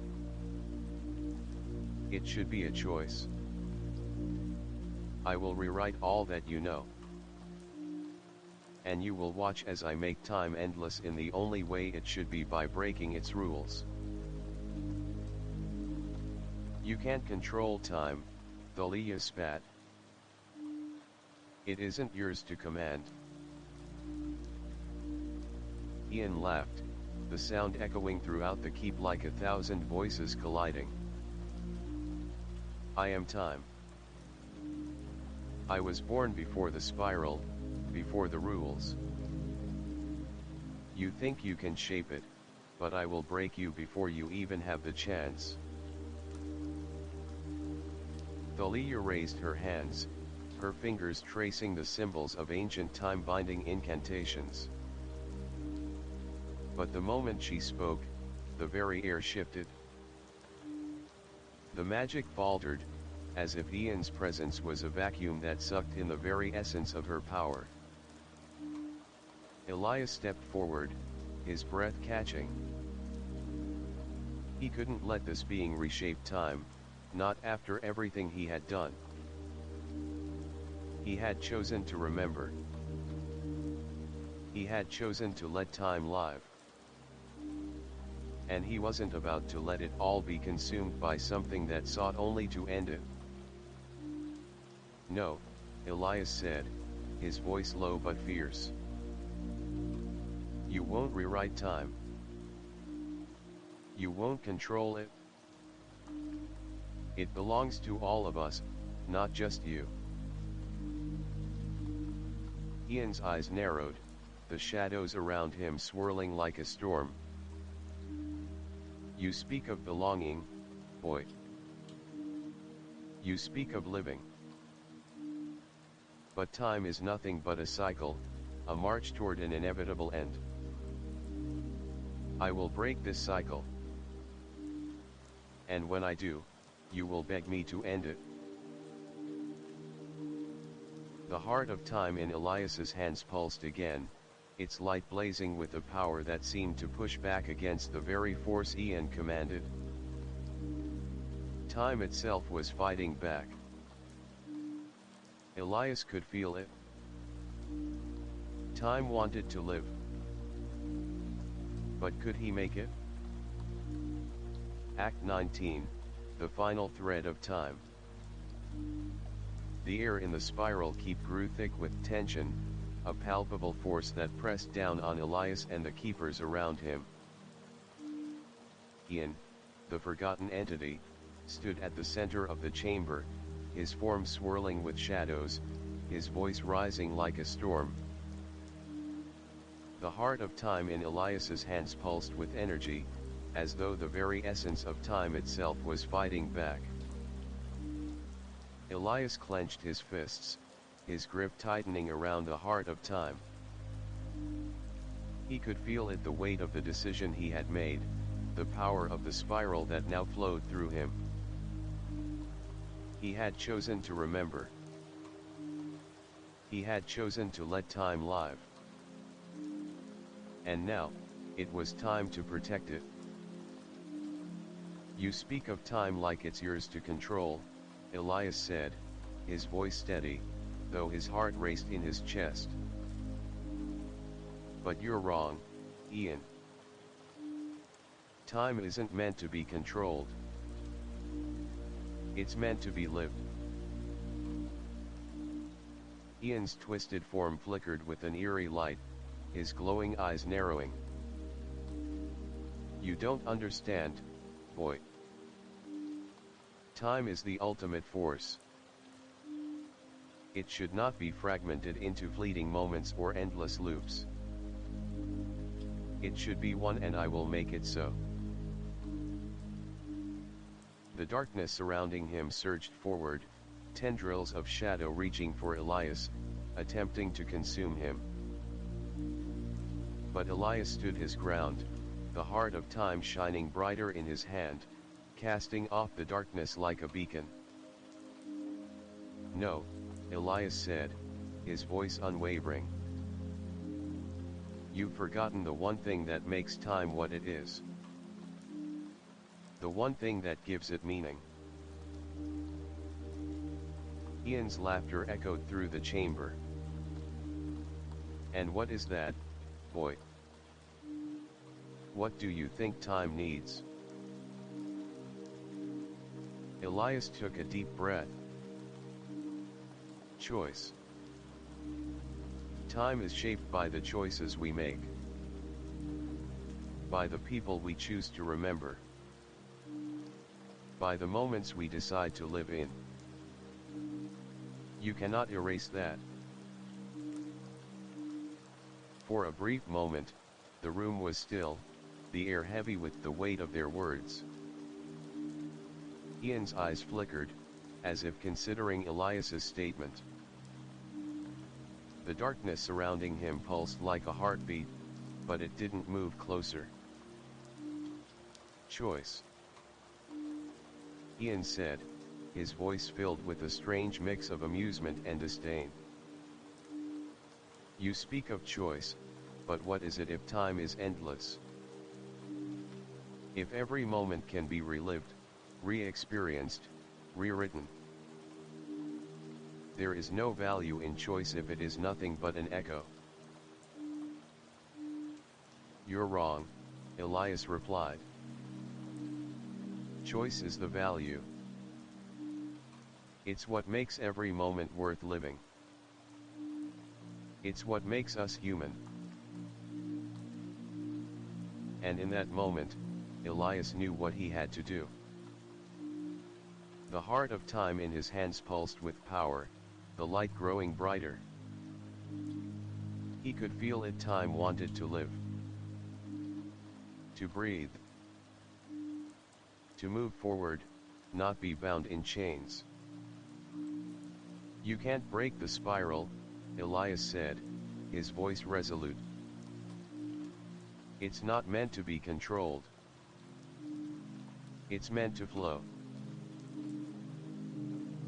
With a single, decisive motion, Elias raised the heart of time high, its light blazing like a comet. The energy radiating from it filled the chamber, pushing back against the darkness that Ian had summoned. The shadows recoiled, their form flickering like a candle in a strong wind. Ian's eyes flashed with fury. "You think you can stop me? You cannot stop time itself." "I'm not stopping time," Elias said, his voice calm but filled with certainty. "I'm setting it free." The heart of time surged with energy, and the clock at the center of the spiral keep began to hum. The sound was soft at first, a low, steady ticking that grew louder with every passing second. The light from the heart of time expanded, filling the entire chamber with a brilliant radiance that pushed the darkness to its very edges. Ian let out a scream, his form writhing in the light. The force of the heart of time was too much for him to contain. The shadows around him dissipated, unraveling like threads in the wind. "You are nothing," Elias said, his voice now a roar that echoed through the collapsing chamber. "You are a reflection, an aberration of time. You have no place here." And with those final words, the heart of time released its full power. A burst of light erupted from the center of the keep, engulfing Ian and the entire chamber. Time itself seemed to freeze for a moment, holding its breath. And then, with a deafening crack, everything shattered. The darkness that had been surrounding them vanished, disintegrating into particles of light. The spiral glyphs on the walls of the keep faded into the air, dissolving like dust. The heart of time pulsed one final time before dimming, its power finally spent. And in the silence that followed, Elias stood alone. The spiral keep was still. The world outside had shifted. Elias looked around, breathing heavily, his chest rising and falling as the aftermath of the battle settled. The keep, once a place of rigid order, now felt different. The walls still stood, but the air was lighter, freer. He felt the change deep within himself. The heart of time had done its work. Time had been freed, not bound by the spiral's unyielding laws, but allowed to flow freely, as it was always meant to. And yet, despite the victory, Elias could still feel the weight of the choice he had made. The memory of Echo, the part of Lyra he had remembered, flickered in his mind, a faint whisper that refused to fade. He had let go of the need to control time, but he would never forget her. Time, after all, was about more than just the moments we lived. It was about what we chose to remember. And Elias would always remember. Thalia stepped forward, her voice soft. "You did it. The spiral has been set free. Time will no longer be a prison." Elias nodded, but the sadness in his eyes was unmistakable. "Time is free. But I'm not sure I am." "You will be," Thalia said. It's just. It takes time to adjust. Elias smiled faintly. I'll adjust. But there's more to do. There always will be. Time never stops. No, Thalia said, smiling. It doesn't.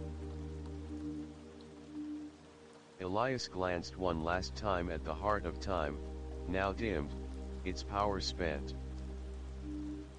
And for the first time since he had begun this journey, he felt the weight of time as it should be, fluid, ever-changing, full of possibility. The spiral had ended. But the journey was far from over. The final act, the hour without end.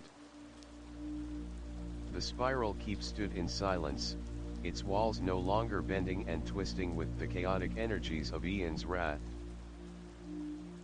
The battle for time had been won, but the cost was clear. The heart of time lay dormant in Elias's hand, its light no longer the burning, blinding force it once had been. It had fulfilled its purpose. Time was free, unshackled from the rigid chains that had bound it for so long. Elias felt the weight of everything.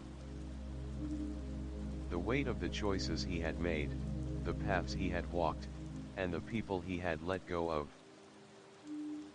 Echo's face, Lyra's face, still lingered in his mind, like a distant star fading into the horizon. She was no longer with him, but she was never truly gone. Her memory, her essence, was now part of the great flow of time, an echo that would reverberate across the ages. Thalia stood beside him, her eyes reflecting the calm after the storm.